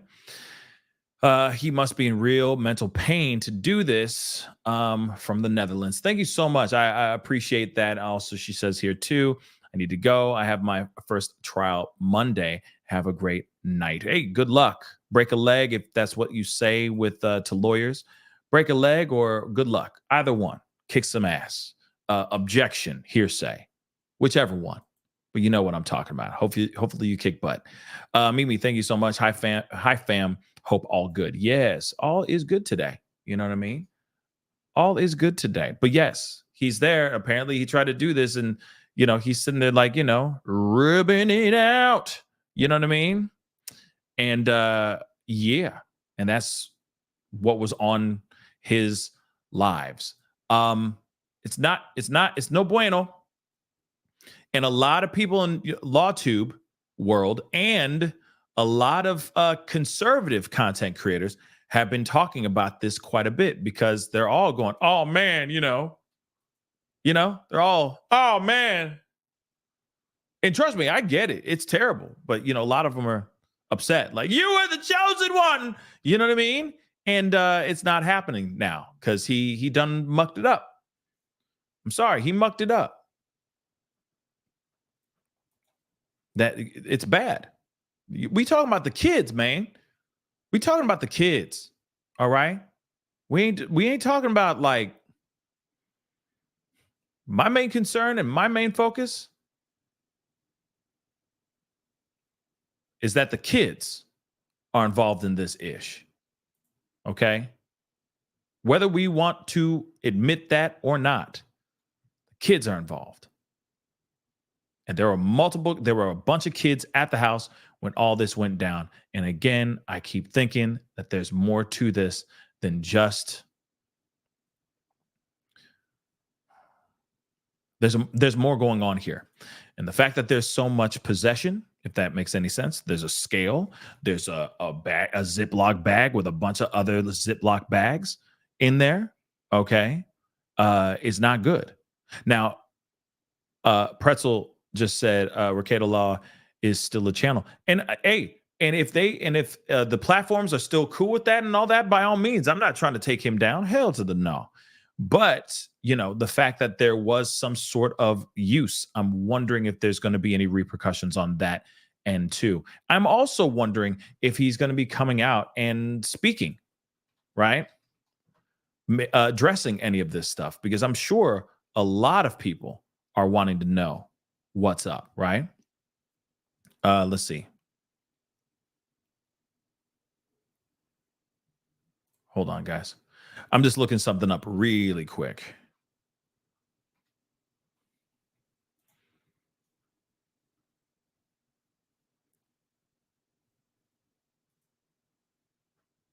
I mean, from what I see so far, I'm just looking at his channel to see if there's any anything. Know much about being black? Yeah, the stuff that he says on the channel, I'm like, why are you even saying any of these things? Like, a lot of it, like I said, is very, very borderline, just not good. Very, very bad. Some might go, oh, it's fine, it's freedom of speech. But I also think that there's certain things that, you should be careful on how you say certain things. That's just me, though. Like I said, I'm not trying to censor anybody, or anything of that sort, because I know that turns into a whole other debate in itself. But I also do think that there are ways in which things can be addressed in a better fashion.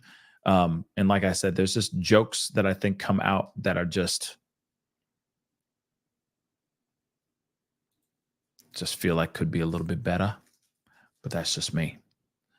Possible publicity stunt. Nah. I mean, if that's what you're talking about, nah. I don't think that is that. A publicity stunt. If you're addressing somebody else, then I understand that. But if it was a publicity stunt, why would he drag his kids into it? Because I'm telling you right now, that is the worst thing that could be put into this mug. It's one thing to be like, oh, got pulled over with possession or, so on and so forth. But when you hear that there are kids inside the house and then their kids were not eating and they haven't changed clothes and washed in days and so on and so forth, that is bad. That is not a publicity stunt. That is not an attempt in trying to keep your name out there in the zeitgeist, lights. That is damning. That is like cancelable type of behavior. Okay. Under certain groups. Right. So yeah, it's just bad. But I will say this, though. This does not mean that he doesn't have room to bounce back.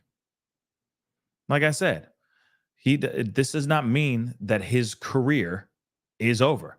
He still has time. He still has the opportunity to turn this all the way around.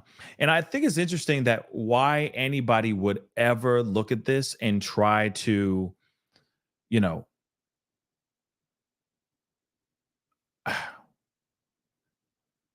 like, why would anybody look at this and try to like turn it into an East Side, West Side thing? Because I know that in the LawTube world, I guess some people are sitting here going like, why, people are mad that I'm not supporting, not me. I'm just saying these content creators are saying, because I'm not supporting this Nick situation, certain people in the LawTube world are getting mad. And it's like, why does it have to be any of that? Why does it have to be any of that? What happened here is absolutely tragic. It's disturbing. It's really mucked up. And this guy needs to get his ish together. And he can go, he apparently was online trying to, make some sort of, hold on. I'm looking this stuff up so we can look at it together. But it's like he tried to like spin it in a way to make it seem like, oh yeah, all of this is wrong and blah, blah, blah. And it's like, well, you got some bad things that happened. And I don't think there's any reason for you to try to make excuses for it, if that makes any sense. Hold on. I'm trying to pull this up so you see what I'm talking about. 1 second, guys. Trying to pull this up.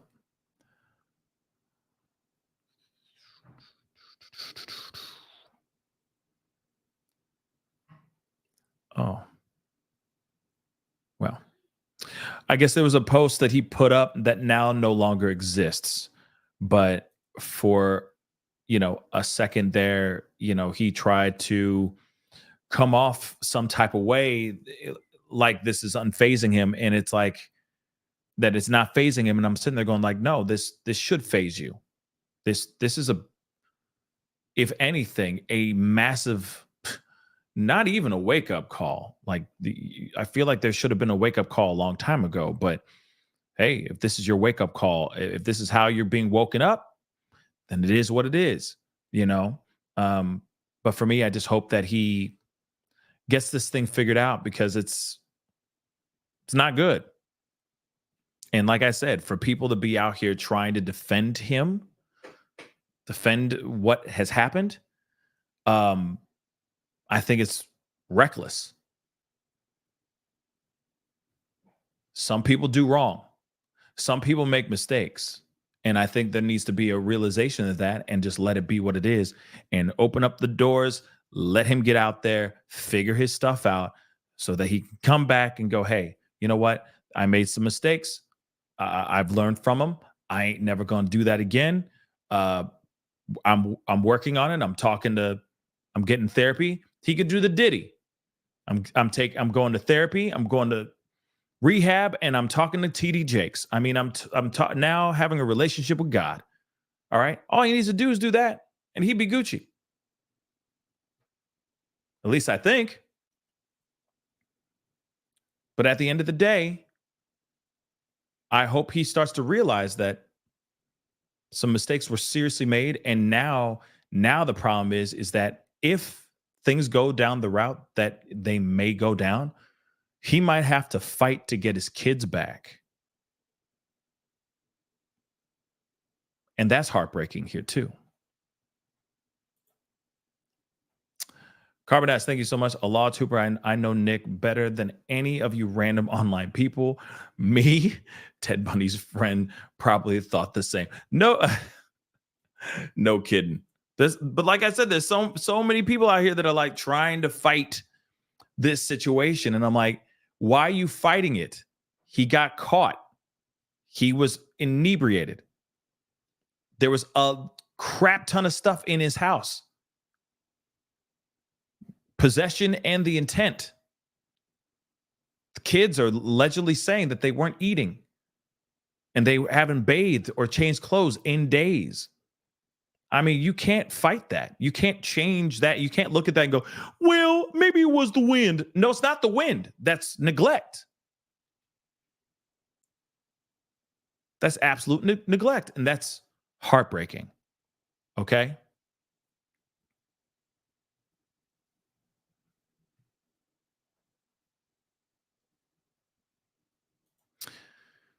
He's a Protestant evangelical who homeschooled all his kids. I'm not sure if he's going to go the forgiveness route. Yeah, well, I mean, if he's not going the forgiveness route, then he needs to have some serious self-reflection for himself. And I'm not sitting here saying that he needs to go on some forgiveness tour. Maybe he just does one live, one show, addresses the situation. What we, or at least I, give a damn about, I don't need an apology. I don't consume his stuff, right? But I think what will be best for him is if he leads by example, right? Because you can sit here and say sorry all day long, but if you're not practicing what you preach, or if you're not doing what you say to people that you're going to do, then there's no point in saying sorry in the first place. So I don't care about an apology. I don't need an apology. I'm not like, yes, this is terrible, but I don't consume his stuff. I don't watch his stuff on the daily. I don't, you know what I mean? I'm not breaking bread with him or sharing a drink with him while he goes live. I don't do that. I've seen his stuff from time to time, but his people that have supported him and love him and all that, sure, he should he should talk about it. But most importantly, what I give a damn about and what he should give a damn about is coming to terms with his problems and getting himself clean. That's it. He needs to go somewhere, dry out, and start working on himself and working on his sobriety, and then working on getting his kids back, period. Because you know for a fact there's going to be some issues with the kids here in just a little bit. Tired, thank you so much. We don't need an apology, but his kids do. Exactly. Bingo bango. Okay. And then, of course, it'll be, whatever the law says, whatever the state says. Well, are we going to let him have his kids back or no? But I tell you what, a lot of other parents have gotten their kids back with worse stuff. Just letting you know, okay? That's how corrupt and messed up the system is in the first doggone place. But that's a whole other conversation, whole other Charles Dickens story in itself, okay?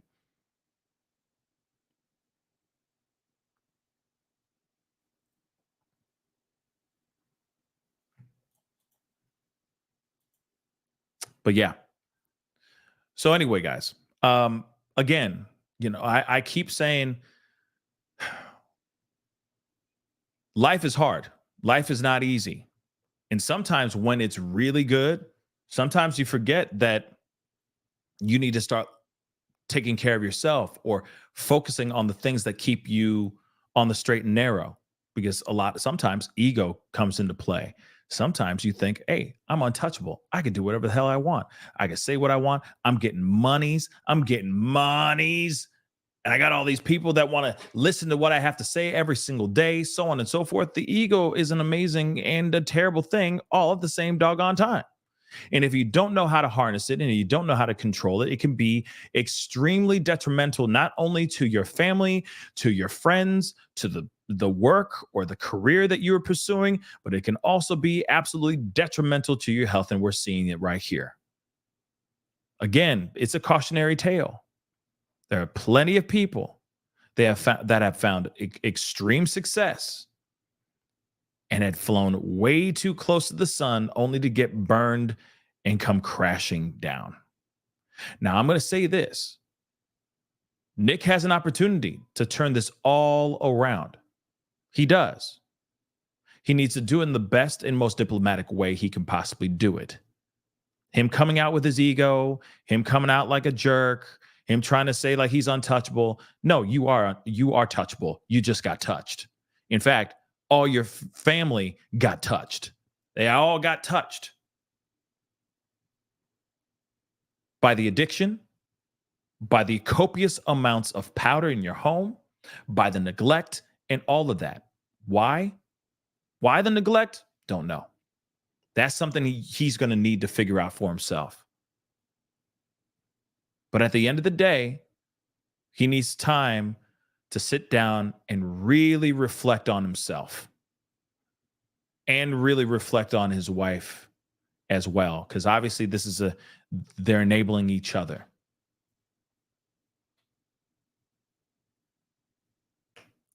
So we'll see what happens here. But again, this is like Icarus flying a little bit too close to the sun, only to get burned, losing the wings, and coming crashing down to the earth. But the difference between Icarus and Nick right now is Nick has an opportunity to bounce back. It's just how he wants to bounce back.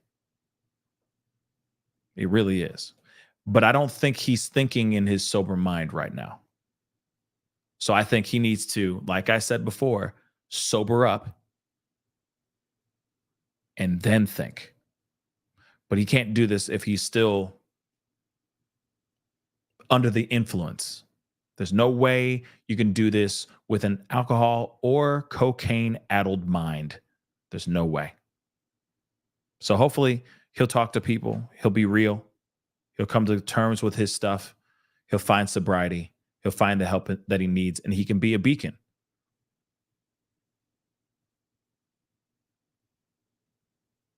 That's the potential that he has.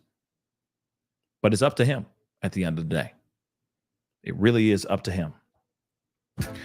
Anyway, guys, that is the show. I appreciate all y'all for being here. It really does mean a lot. I know this was a little bit different than what we usually talk about, but, I think it was an important conversation to have nonetheless. And I want to say this to you guys, too. If any of you guys are dealing with any type of addiction of any kind, please call a friend, call a professional, go to a meeting, talk to somebody,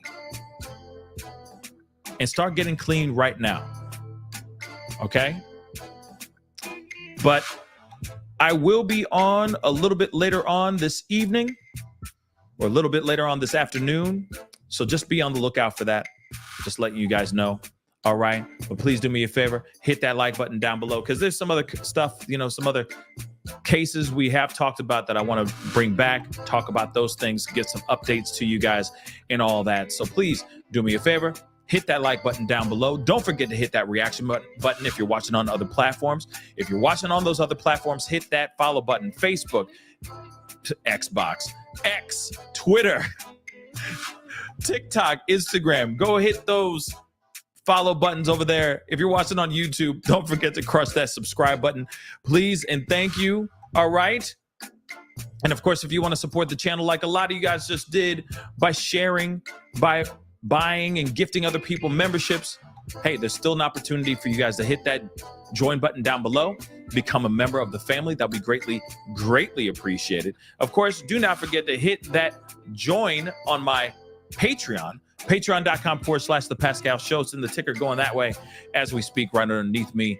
Go check it out. We got some stories to do today, so I will be back on in a few hours. So make sure that notification bell is set to all, because whenever I go live, whenever I upload, it is random. Okay, guys? But anyway, it is time to get going. I'll see you guys in a couple hours. Be good to yourselves. Be good to one another. Talk to you guys soon. This is the Pascal Show. Bye.